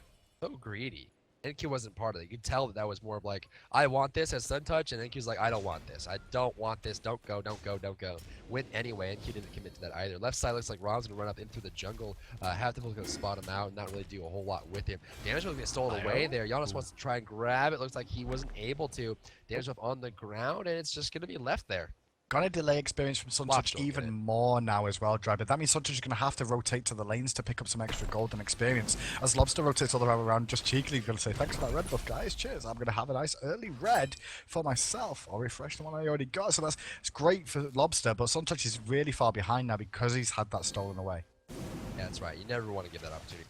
You know, with the damage buff gone, so slow the jungle clear, it's gonna slow everything else for him, and you never want that to happen because it's make it so hard for you to be able to get the ganks when you don't have the gold and you don't have the most likely would have get into Giannis either way. It's like more extended is going to hurt the mid lane, helping hurting the jungle clear for SunTouch, especially given the fact that SunTouch lost his life on the right side and then also lost his damage buff. It hurts. Yeah, so make it to split either side. You can see TSM taking left, right hand side of the line. It was important for Cloud9 to make sure they contested them to get themselves back in. SunTouch now is 5 as higher rotates back to mid lane using the pull. After level 4, Tricks out with a little bit of an extra lead just because he managed to pick up that red buff as well with the steal. He helped out with that, and that's going to give him that extra little level ahead of Half Devil, who does just ding 5 as well. So both the Guardians have their ultimates available. Kill indeed. Oh, jumping on top of NQ. NQ's going down the right side. Kilo Fred with a solo kill, taking him out there. Osiris is such a simple character, and he's deceptively simple. He can do so much damage.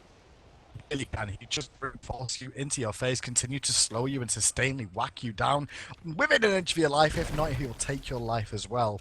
But looking at the duo lane as well right now, Drybear, and what I liked from Smek overall, he waited for Youngbei to pick his Hunter first and then look for the option of what he was going to pick in response. If he would have gone for Ram first, Youngbei, I expected Smek would have gone full back to that matchup of picking up Neath again, which I think is probably one of the better matchups for Neath overall against Ram. Whereas it's Anher versus Ram now, and they both have very similar wave clear as well, because the Impale takes a few ranks to get online. So overall, Ram will be able to sustain that push Youngbei during the early stages of the game as well. Right side, though, NQ's in trouble. NQ. He's gonna knocked up in there, let the left side behind him. Suntouch there. Shotgun's gonna hit. They're gonna go for the blue. The blue. I don't think they contest this. I mean, this is a great call by TSM. They were able to get over the right side of the map. There's no coverage here, and they realize, hey, it's 2 versus 3. They have the control, and Rom's fine in the lane. This is one of the problems about Rom is that his sustain is so high in the way that he doesn't have to spend mana realistically to keep himself alive, and he can sit back and do lots of control. Mid lane, Sayo's in trouble here. You can see Half Devil jump on, and Sayo puts down the threshold to give himself some mobility. Try and do couple of Cuba Fred's in his face. Has to use the portal to get away. They could continue the chase, choosing not to, though, and just taking the small win of forcing out that ultimate from Half Devil there. Away is all they need. Now they're back. You know, it's not. A lot of people make this mistake, right? They think, okay, it's not a win because we think it's not the case. I mean, if you push them in a lane, you force them back, you're getting gold, you're getting experience, and also you're getting some control on the map for yourself and for your team. So if they go home, you can now do whatever you want with that area for the next minute or so before they get back to the lane. So Smeg's going to rotate for his blue buff now at the same time. You're going to see on the other side, Game Hunter doing the same thing. And the solo and jungle are doing the good things for TSM right now. Game Hunter getting that first kill onto Suntouch really helped him out against NQ. And likewise, we saw Cuba Fred pick up NQ in a solo kill. Everyone for being so patient today. We're back into the match here. C9 versus TSM. It's going to be the place to Cubo be. Goes comes down. out there. A huge pickup on Cubo Fred. The Gold Fury is available if they want to go for it. That was a bit. Welcome back, everyone, to game number 3, the best of 3 grand finals between TSM and C9. It's currently 2-1 at the 8-minute mark. Slightly leading the match is going to be TSM, 1,600 gold and 2,700 experience in the lead. And the first death of the game, actually the first 3 deaths of the game, will go to Suntouch, NQ, and across the way on C9, Cubo Fred are the first 3 players in this match to die. 8.5 minutes in this match. It seems to be pretty well heated up, and C9 is looking to close this out, but TSM's not making it easy. No, they're not. And one thing to note as well is I did a bit of a typecast there. Heartseeker has been picked up by Smek here on ROM. This is the first time I've seen a differentiation in builds most of the time away from what the sort of standard thing is. So he's not going to have as much lifesteal in this build, but he will accelerate his amount of damage overall, Dry Bear. So that might be pretty cool. Honestly, but we'll see how this one plays out, whether the Heartseeker is going to pay off for Smek on that ROM. Well, he did do the Devo Gloves Heartseeker 2 matches ago, the double stacking underneath. So that's kind of the idea, right? Just getting as much damage as possibly can. It also helped out a lot with those unique ultimates that came from out of nowhere. Look for the kill here on top of somebody. The Gold Fury was started up by TSM, spotted immediately by C9. They grouped up and TSM just got away from it. Gold Fury attempt there coming out from TSM. Not going to be able to do it for the time being, though. So it still stands 2-1 for the time being as we wait around to see how the mid camps go down. Well, at the moment, they're being split. TSM take the left, right hand side go to Cloud9 for now, but Game Hunter looking for an opportunity onto Suntouch, forcing the pounce out and away. One Harpy stands, and now Sayo could get caught out here as well. That was a big burst. Portal used again from Sayo. Sayo's really showing the strengths of Janus with those portals just to get out of bad situations, Dry Bear, time and time again. Or Tim and Tim again. Tim and Tim again. Ha! Ha! What do you know about Tim? Stop talking about him. Top one on the right side of the map. Gonna push this one up. Actually, full sprint on Youngbei already, and not really all that surprising considering the fact that there's so many slows. Osiris, Rom, Al Guang, Devil. The major slows. Oh, Devil! He's gonna go down here. He's trying to survive. He dodged the ultimate, but he got caught out by Cuba Fred. Just hit him with the tether. And we're like, well, you're not gonna go anywhere for a while. And that is gonna be a Gold Fury Dry Bear unless they can do something about it. Game Hunter's popping sprint in mid, looking for Sayo. Sayo uses the portal over the wall. Suntouch goes aggressive onto Game Hunter now, forcing him back. But meanwhile, the Gold Fury is still being done. Tim comes out, and Cuba Fred gets eaten by it. And then you see Youngbei continuing the aggression as Sayo picks up the kill. Lobster could be in trouble here. Sayo and NQ choose to rotate around, but Suntouch's gonna watch himself. He portals one side. He goes for the portal with the cats going for Cuba Fred. Pounces in, trying to survive. Duke's back on himself. Smek can't find the attack. He can now with the barrel roll. Youngbei impales Game Hunter into a wall as Lobster rotates back round now. But Game Hunter's going to drop to Half Devil, who's finally back in the action. Youngbei's going to continue on as Sao comes through with the portal, locking for the extra damage with the Vortex. Amazing play by C9. There goes Lobster, picked off immediately by the Unstable Vortex yet again. You see the backside. Smek's going to try to head over here, but what can he really do all by his lonesome? Running up the lane, it's going to be Trickstack, who just respawned after dying for the first time that time around in front of the Gold Fury, but a great play by C9. Beautifully placed ultimate from Sayo, put him all back on the back foot, and they just could not compete with the amount of damage they were putting out in quick succession. All of a sudden, that whole Gold Fury attempt turned around. As you see a pause coming out here, so that's going to be a big play there. As we get this all sorted out, guys, we're going to cut to a brief break, and we'll be right back with the continuation of this awesome, awesome match. Welcome back, everyone, to the continuation of game number 3 of the Grand Finals, TSM versus C9. And look at the charts right now, 5-4, C9 is actually going to pull in the lead for the first time of this match. Previously, we had a 1,600 gold lead for TSM. Now we have a 1,000 gold lead for C9. Back and forth, you can tell that we're watching the first and second seed teams go head-to-head. Go head-to-head, indeed. It's 1-1 in the scoreline right now. As you can see by the golden experience, it started off so well for TSM, but that extended fight around the Gold Fury Dry Bear brought Cloud9 back into it, and SunTouch made such an amazing play to dive in there and pounce in, drop the cats, and just look for the kill to secure for his team, allowing his team to pick up that Gold Fury as well. Great play overall from both sides in this one, and it's a close one as well. We're only 12 minutes in, and unlike the other two, no team has had a clear-cut victory right now, Dry Bear. It's going back and forward this one. Ward being cleaned out on the right side. This central ward is placed down to defend that right vision. Game going to place one right down on top in the middle area. Next to just in case. Back on the left side. Witchblade. He's done this twice now, his Smack. Is this the new sort of Haunter build that could be coming out from TSM and Smack in particularly? He ran it earlier on Neath. He's not gone for boots. He's gone for a Witchblade instead. And that Witchblade will give him the movement speed, Dry Bear, but it'll also reduce the attack speed of the enemy he's against, as well as give him some protection. So if he fights Youngbei 1v1, he should come out on top naturally, just because he's going to deal more damage and take less. One thing about it as well is he doesn't have lifesteal and Youngbei does, and so that's going to make a big difference in the fact that they have an opportunity to kind of clear through that. He also doesn't have any penetration and Youngbei does, so Youngbei should be penetrating more with a little bit more damage as well, and also having some lifesteal. Game Hunter? Oh, knock up! Oh, just in time. 4-man rotation. Hard to really do that. Kibo Fred jumping in, the cats on top just in time there. There goes the threshold. There goes the Cax to come out. There's the huge dragon crushing him downward. Now looking for a fall up here as Giannis disengages completely. Out it goes. The 1-for-1 exchange. 1-for-1? Big 1-for-1 exchange overall. That worked out really well for them. Unfortunately, SunTouch did a great job of the cats to block the entrance for Cuba Fred, but the ridiculous blink in Cataclysm combo from Trix Tank just set up the Spirit Tempest from Lobster to bring down SunTouch and make it a 1-for-1. Both Hunters are in mid lane now, but right inside this Tornado's going to hit onto 2 people, and NQ and Half they've got to wash their HPs here. Big tornado damage there. Lobster sitting on that Book of Thoth, completed, nearly stacked up, I would imagine. Now look for a follow-up here in the mid lane. Hunter versus Hunter going through here. Smack's going to clear it out, and there goes Youngbei's turn to make that wave disappear. The Magician Act completed. Sayo now has his Rod completed at 14 minutes. That is terrifying. Yeah, it really is terrifying to see that one come online. It's just going to boost his damage even more, and especially if he goes for an Obsidian Shard next as well, Dry Bear, that'll just increase the amount of penetration and just how much damage it will deal overall to the team. Just start shredding through those resistances as well. So keep an eye to see what he goes through now, but when Tim comes out to play, Tim's going to not make you very happy if you're on the side of TSM. Right side Cats coming out, SunTouch doing some damage to the Game Hunter, sprinting away from that one. Always a great choice to have sprint up against Bastet, because you can see the big difference that it makes. The Cats can't chase you forever. You can it's a great zoning tool. Slow. It's awesome. But the zoning tool that was created there by SunTouch as well, by just dropping those cats, forcing Game Hunter to have to give up his tower. And so overall, that extended fight that you saw with the 1-for-1 trade, Dry Bear, went in favor of Cloud9 because they now took out that tower as well. Tower down, left side. Half Devil's coming back to defend this lane. So much vision coming out from C9. Half Devil is just a ward monster covering everything. Game's able to ward that up and counter up one of the wards on the top side, making sure that he has complete vision control, and that's what we're going to have on the more towards mid area, but still so many more wards to cover from Half Devil. Left side, Youngman's going to return back to the lane, almost on with Chin's size here across the way. Smek's going to go for his Devour's Gauntlet. Smek just doesn't like boots. Like shoes. Yeah, I'm not sure if he's going to go for the chins here on Youngbei. He might just go for the execution, just for the extra penetration as well, just to pick that one up as well. But we'll see as it goes on if he does go for that. But meanwhile, pouncing from SunTouch, going aggressive again, trying to force out some skills. As you can see, oh my goodness, that Spirit Tempest hit Half Devil for all his health. And NQ round here picks up Cuba Fred, and Lobster's going to run. The Noodle's in trouble.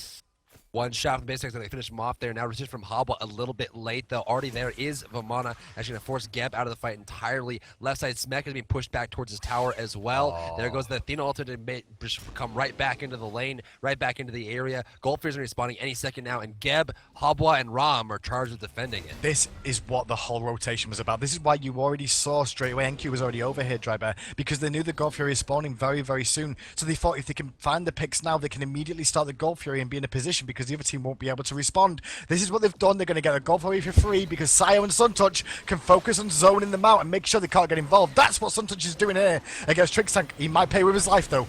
Rushing wave, water cannon, there goes the kill, Suntouch goes down now, Vamano's up in the ultimate, looking for Hubwall, looking for Rom, can't find a Trixtank, sacrifices his life so they can disengage, so it's going to be a 1-for-1 trade, plus the gold fury, plus the kills they had prior. C9 is now 4,000 gold in the lead, and 4,700 experience. Big opportunity for Cloud9 now, just to, on the back of this, continue the pressure. NQ's hanging around the side looking for Smite here.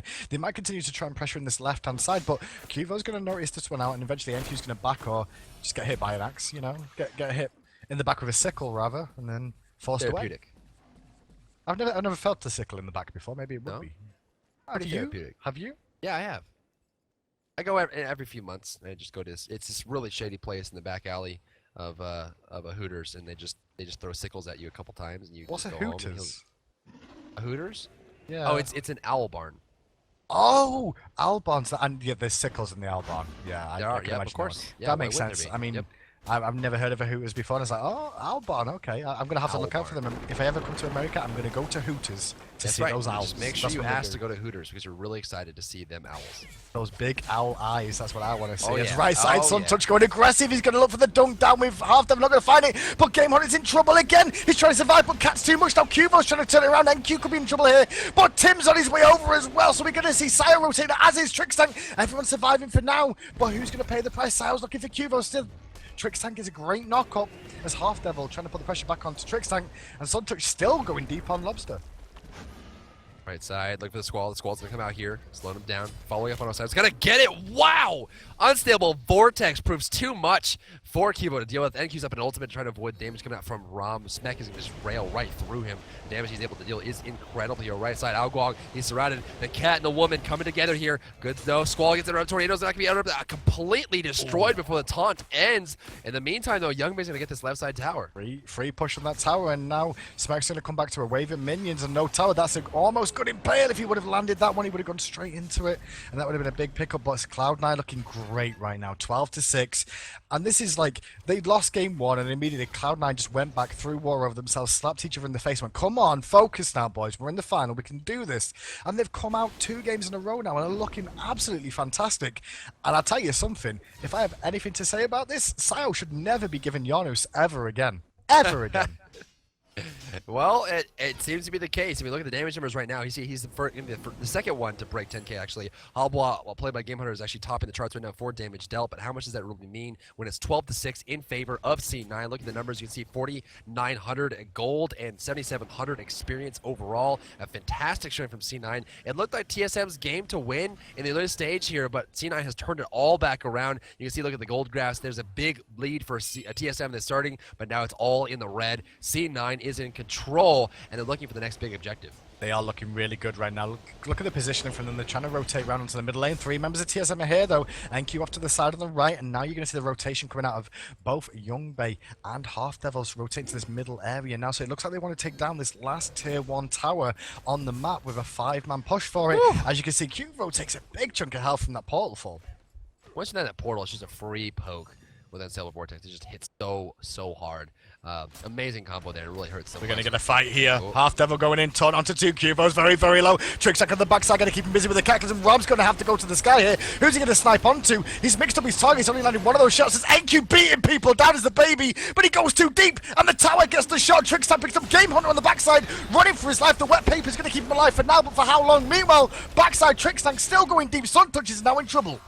Almost going to survive, though. Sundays in trouble, though. One more shot will do this. Squall going to finish him off there. Honest is here, though. Going to hit some huge amounts of damage. No ultimate available across the board. No one in the game has an ultimate available right now. Rom's boxing with Youngbay. The roll, the shot, the impale. One more shot will do it. Getting slow. The minions are there. Over the wall. On to Trickstake. Trickstake goes down. Sayo gets the kill on that one. Smek goes down as well. Sayo's damage along with Youngbay is just too much for them to handle. And now all of a sudden Lobster's forced back towards his tower. C9, huge play.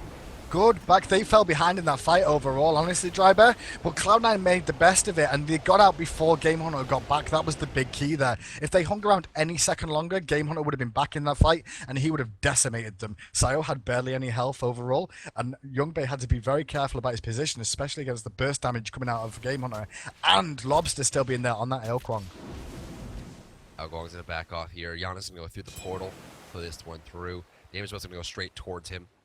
Algong now coming through here as well. Now he's going to back off towards the jungle. Habwa is clearing his lane now as it stands right now, but the damage numbers are getting higher and higher as Young Bae, Sayo, Suntouch, NQ all get higher. Once NQ is able to finish off some kind of attack speed item, Peon, Chins, he's going to hit even harder, or some kind of crit item as well. Goldfury is going to start it up by C9. I don't imagine they're going to be able to deal with this all. They don't even see that it's happening. They're just going over the lane to clear the jungle. And one of the biggest problems here is that 3 tier 1 towers are down on the side of TSM. Yep. They don't have map control. That's right, they don't have map control. Now they've got a 6,000 gold disparity in favor of Cloud9 and an 8,000 experience one. And now TSM have got to make a stand somewhere sooner rather than later because the Fire Giant is a definite threat from both teams to be able to go for him. Cloud9, the way they've been playing, if they get one more fight like that, they can go for the Fire Giant quite comfortably. The jungle here. Like they're going to be getting some good action going on. 3 tier 2 towers still stand. 1,500 gold per tower is where you want to look to get your gold gains. Youngbae's going to finish off either a Rage or a Deathbringer here. Honestly, could go either way considering how this game has gone so far for him and his team. 3-0-5 is his score total. Suntouch has a Void Shifter, a Shifter Shield actually, just getting a little bit of both. He just wants a little bit of defense, a little bit of magic protection, and a little bit of power. It helps against Cuvo as well. I mean, it's really going to help against Cuvo. It's going to help against Smek. And look at Smek again, actually, on that side. He did go for the Heartseeker, as we discussed, so he's trying to stack up again now after his death there in that engagement. So watch him as he tries to stack and see if they can abuse it. Suntouch could get caught out by Cuvo and Trix now. Trix is going to try and roll out. The pounce has already been used by Suntouch, but very, very deep in enemy territory they go if TSM wanted to try and capitalize on that. This is a good call, but Game Hunt is aware something's up. Habwa sees it. Will they leash? Taunt. Looking for the hit. Forces beats. Last second. Good pick up there. Rotation from TSM. They're pretty far away. Giannis in the mid lane, though, they're going to disengage entirely. Hugo's low. Hugo, he actually uses ult to get out there. He had big, to Tim. Not going to hit. Okay. I thought through space and time was going to connect from Sao deep in enemy territory, but they know how low Cuvo is here, so this is why they're rotating in. They're looking for a pick here. Sao is going to take a little bit of poke from that spout. Not going to find it onto Game Hunter, and now Trix is going to fall through the portal as Suntouch drops over. Trix is going in to try and clean up. He's a bit early to the party, though, and he's just going to allow the Fire Giant to give him the damage as Game Hunter is dealing with 2 members here. Backside, Giannis got the damage. Rom's there. One more shot of the Suntouch going down. Half double dashing right in, getting a double top. Rom's up in the air though. Needs some damage going for Giannis. Good choice there. 2 shots made. The middle one missed though. Habwa right side killed off by Vamana. Lobster's low. No ultimate, no hit on that one. It's going to be a 3-for-1 exchange overall. Oh, Sayo wants the shot. Threshold's there. Young Bae looking for the kill on Cubo. The taunt, the hit, the impale, the damage. Cubo's going to go down here. Now it's going to be Young Bae goes down to the Squall as well. Cubo's still standing, but for how long? He's juking out forever. The tornadoes? Oh, he goes down as well. It's a 5-for-2. 5 for 2 overall, and though the members of Cloud9 are very, very low, Geb's going to be back up very, very soon, though. So trying to do the Fire Giant here, is it going to be a risky one if they want to try and go for it, Dry Bear? Because Trix Tank is very good at stealing them away. He's going to have you there as well. It will get you there, but look at the rollout. You know, he can roll out just as quick as you can teleport through portals. It's going to be very dangerous if they go for this. If Trix Tank can make a steal here, this is TSM with the advantage in this game right now because the teammates will respawn just in time for it. Can Cloud9 take it? Can they zone out Trix Tank long enough? Let's find out. Fire's just to be started up here. Vamana, half double inside all together. Oh, the cat's pinned him. Geb's there. Can he take it down? He's holding it, but he's all by himself. The body blocking. Trix Tank goes down there. Suntouch gets the kill. 21-10 and a Fire Giant throwing his life away. He knew he had to try to do something to get it back, but just could not do it. The wards are down. The vision is there, but they just have too much mobility with Giannis. The threshold is going to come out. The big ultimate as well. Amazing play. It was an amazing play from Cloud9 overall. All they had to do was deal with Trix Tank, and even though people say it's not that dangerous, when you're against someone of the skill level of Trix Tank who steals so many Fire Giants a day for a living, yes, it is dangerous to try and go in there, but Suntouch was well aware of it, zoned him out. The cat's body blocked amazingly with Suntouch, and then when he finally got the opportunity to get through them, Dry Bear, he then had NQ in his face, also body blocking, stopping him from even walking towards the Fire Giant to get the hog down that could have saved the day for TSM. But all 5 members of Cloud9 now have Fire Giant. They've only got tier 2 towers and the Phoenixes to take. This is in their control. Damage buff down, gonna go to Ao Guang. Look at the gold numbers right now. You can see 7,400 gold in favor of C9. C9 has pulled this game back from the dead and right back into their favor. TSM did not expect the swift movements that C9 has been able to pull so far. And realistically, they have to be careful about the damage outputs coming out from Giannis. I mean, Giannis right now for C9 is top kills, top gold, top player damage. They just can't deal with him. Right now, he's done 19,000 damage in 26 minutes. He's almost on 1,000 damage a minute as that character. Amazing so far. The highest thing in the world to do is going to be Game Hunter and Hubba, 14k. Can't even compete. Now you're going to see Cloud9 assault this tower. They're quite happy to tank it up. Half Devil's going to absorb most of the shots here. Trixan going in with the Cataclysm, looking for the damage, but the Cataclysm's wasted. Are they going to try and extend the gauge from this? I doubt it, because we'll see Cloud9 probably just poke this tower down now that the Cataclysm's not going to be a threat to them. Blink's also down for Trix Tank, and he's just trying to absorb shots, and NQ pops the ultimate. Half Devil gets a taunt onto 2.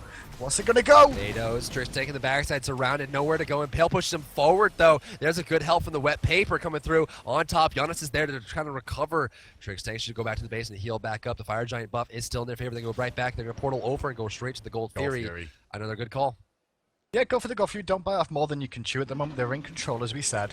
Take the Gold Fury, put it to good use, make sure they've got the extra gold. Go back to base if you need to buy, then pick up these last 2 towers and try and get a Phoenix. You've got plenty of time on the Fire Giant still for the moment.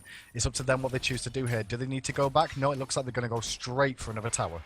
11,000 gold in the lead. They've got some good control as well as keeping themselves alive for quite some time.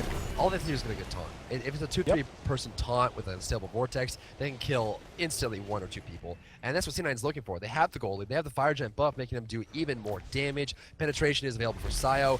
Portal on the ground. Unstable vortex is going to hit a little bit of Cubo. Force away the shield's going to be there. Tornado's on the ground as well, looking for NQ. NQ backing off completely. Tornado's going to tick through his HP bar. There's the unstable vortex. God. Does so much damage. They're going to see them retreat for the time being. NQ too low, not got big baby form online. Man. Free space and time from the backside, not going to connect. He went for the snipe.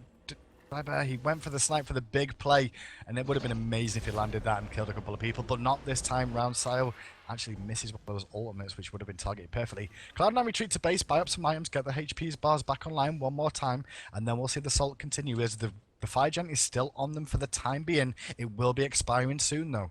There we go. It's just gone. No, it's not. I'm lying. It was there, then it wasn't, then it was there, then it wasn't. It's there. It's there. They've still got it.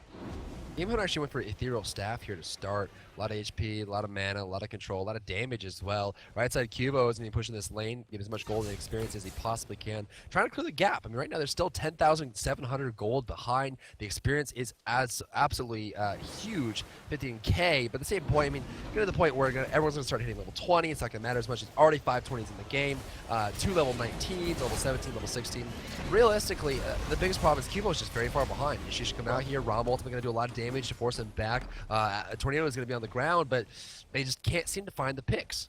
Nope, going to be very difficult for them to do it. And TSM, to their credit, are doing a great base defense so far. Against the Fire Giant Ob team, all they've lost is 1 tier 2 tower and managed to hold for now. And now the Fire Giant's due back up once more, sooner rather than later. So you can see Cloud9 getting ready for that fight that's going to happen around the Fire Giant one more time. But TSM, like I said, good defense. They didn't lose too much overall. They lost a Gold Fury and a tier 2 tower on the left.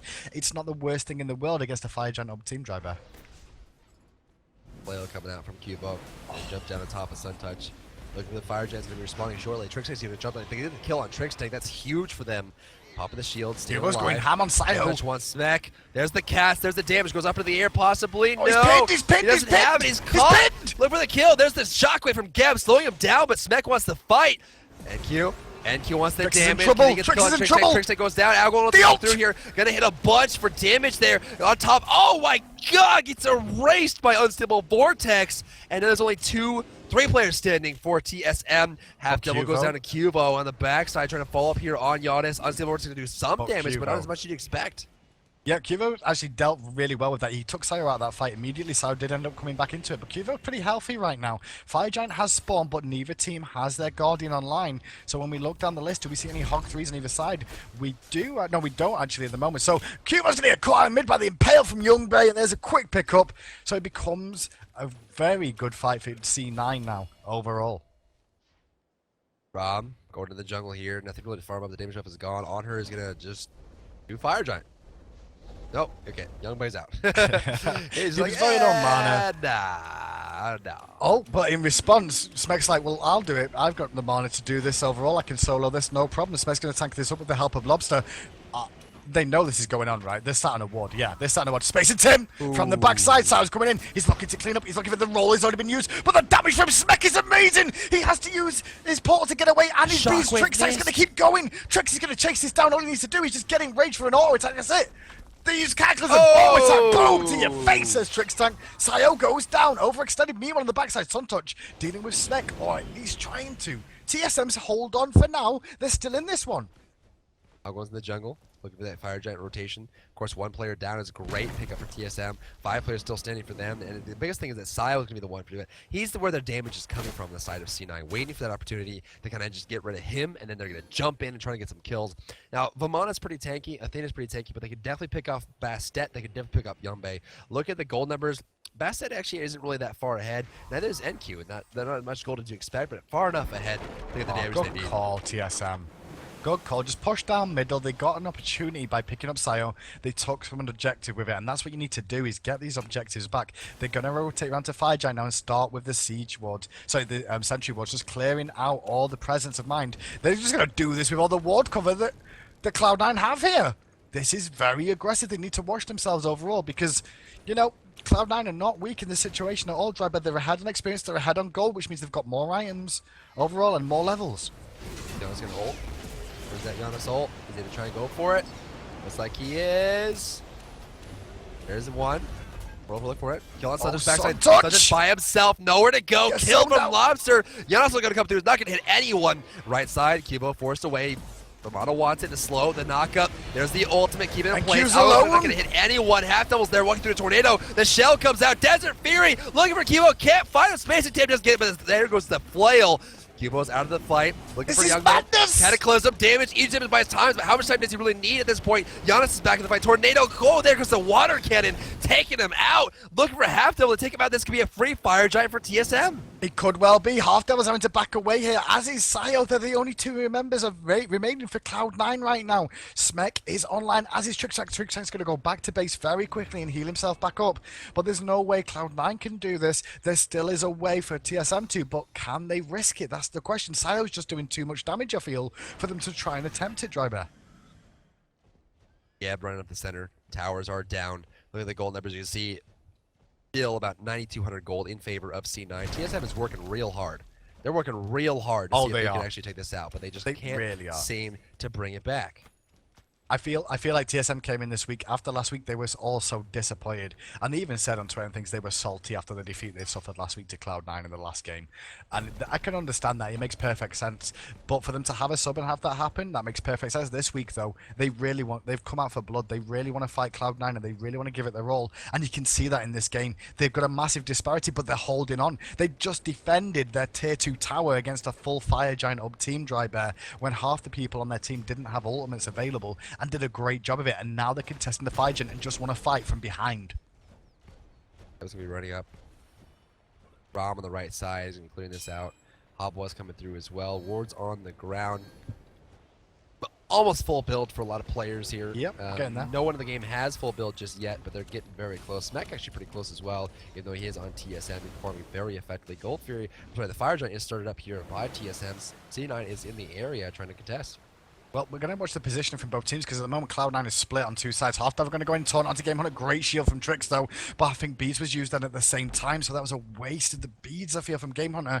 He didn't rely on Trix to use that, so small victory for C9 before the engagement with the Fire Giant happens. Looking at the minion waves as well, keep an eye on them as this one goes on. You can see they're all pushing in favor of TSM, so there's going to be some free tower damage and free golden experience lost by Cloud9 if this fight continues to be extended on and on. That's why you see Suntouch pushing out mid lane right now, trying to put pressure back on them.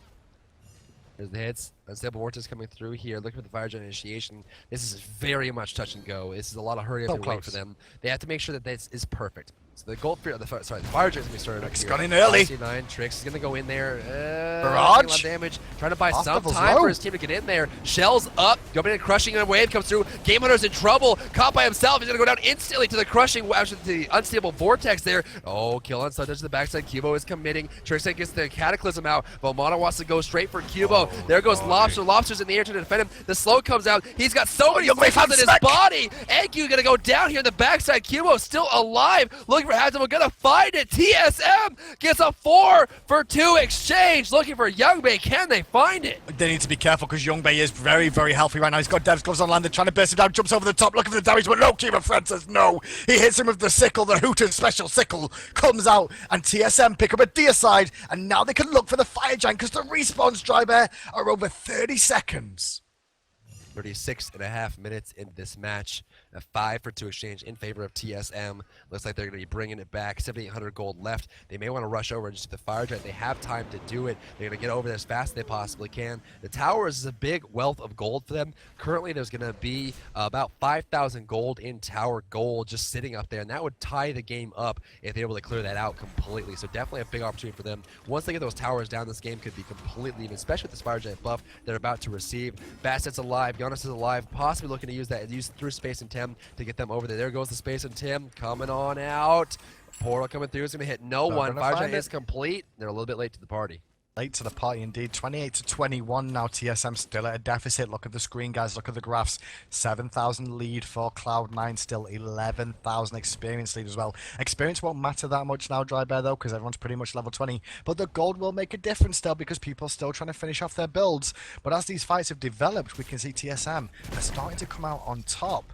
And now it's their turn to have the fire giant and see if they can start taking back some of this gold lead and some of this tower pressure and the tower advantage that Cloud9 have right now.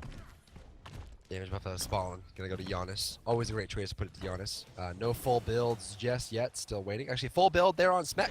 Smek's the first one in the game to have a full build, so it's still not any full builds in large quantity coming out just yet. No boots on Smek. No boots. He's got 2 movements. Witchblade. Witchblade, and he's also got the tumble as well. That's why he's chosen to go with Witchblade and Heartseeker. I like that choice. It makes some sense overall. He's not going to have he's going to have a little less penetration, but picking up the Titan's Bane should take care of that. 18% for the boots, 23%. Not really, I mean, it doesn't really stack perfectly. And it reduces the attack speed of enemies.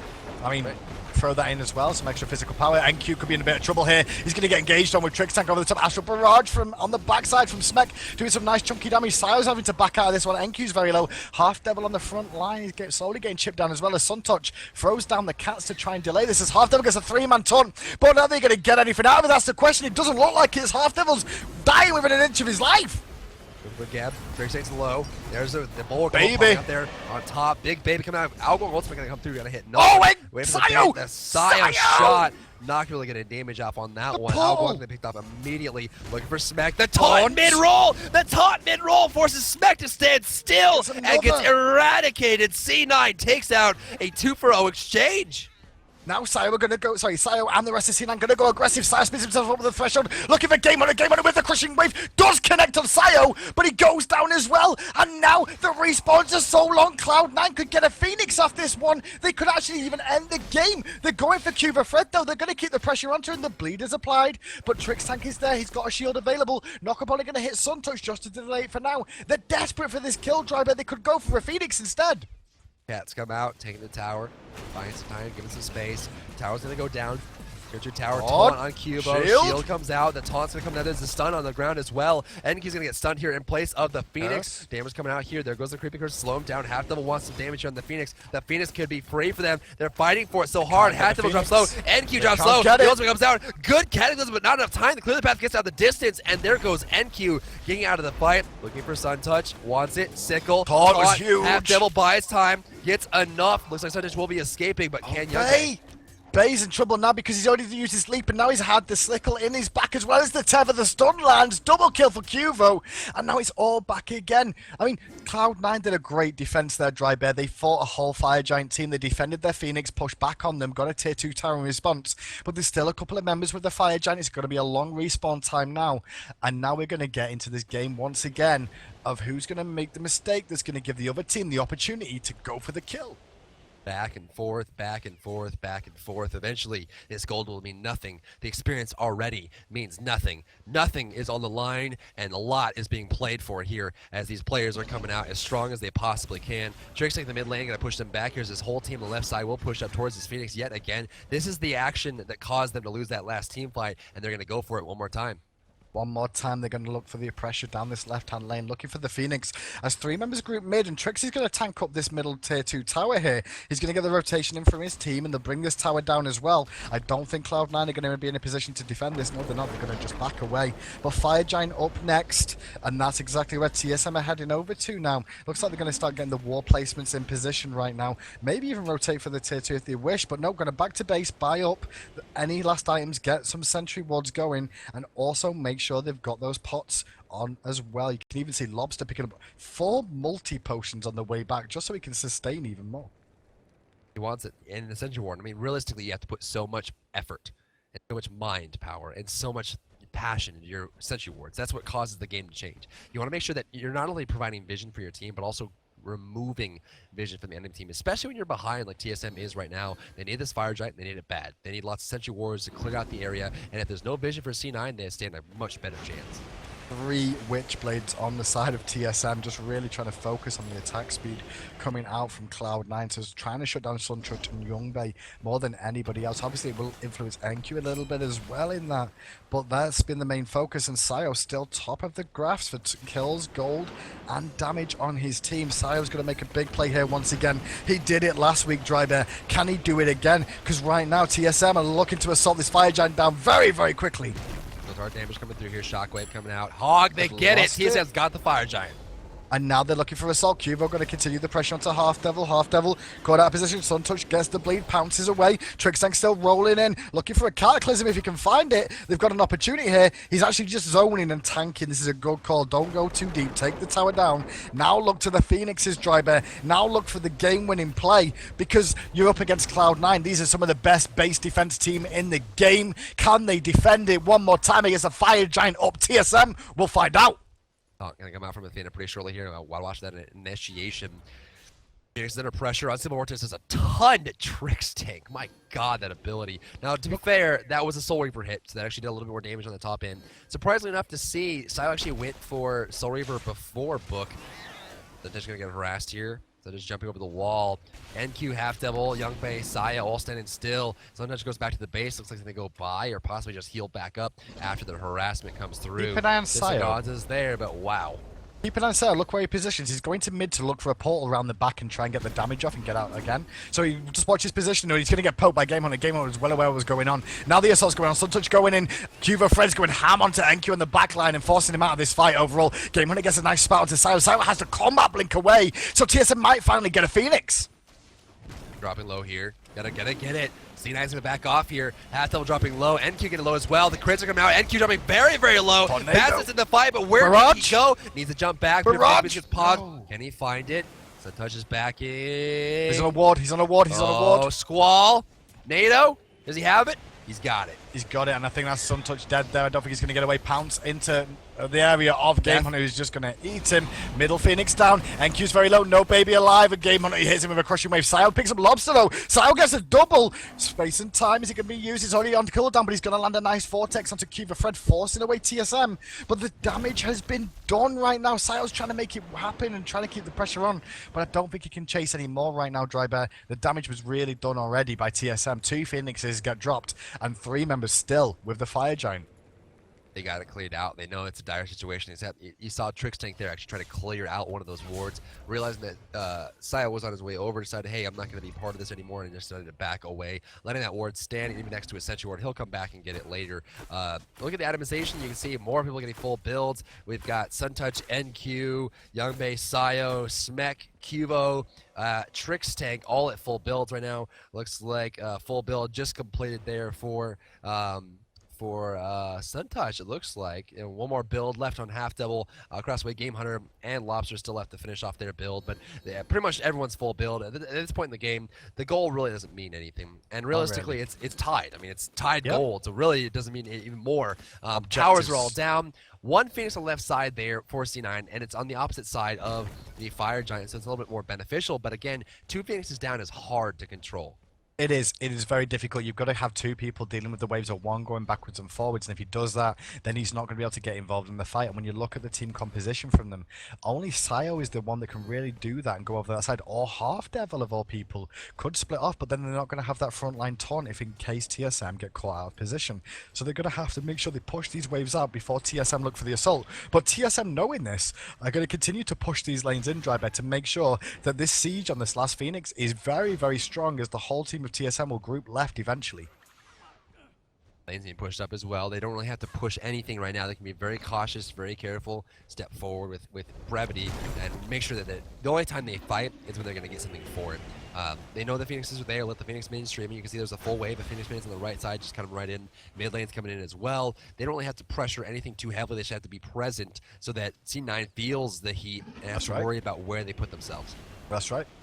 We're currently sat here 46 minutes into this game, best of 3 situation, 1v1. Whoever wins this one is playing for pride more than anything else, and we've still got another game to come, Drybed, which is going to be even more important to the teams that'll be involved now. Tricksan goes in, blink, Cataclysm, we can see in the sky, Smek looking for the landing onto Sayo, not going to find it. NQ on the front line in the big baby form. There goes the big Spirit Tempest, and Game Hunter picks up that kill on NQ. One member down, the space and time hits on to only Trix Tank, and Cloud9 are trying desperately to hold out.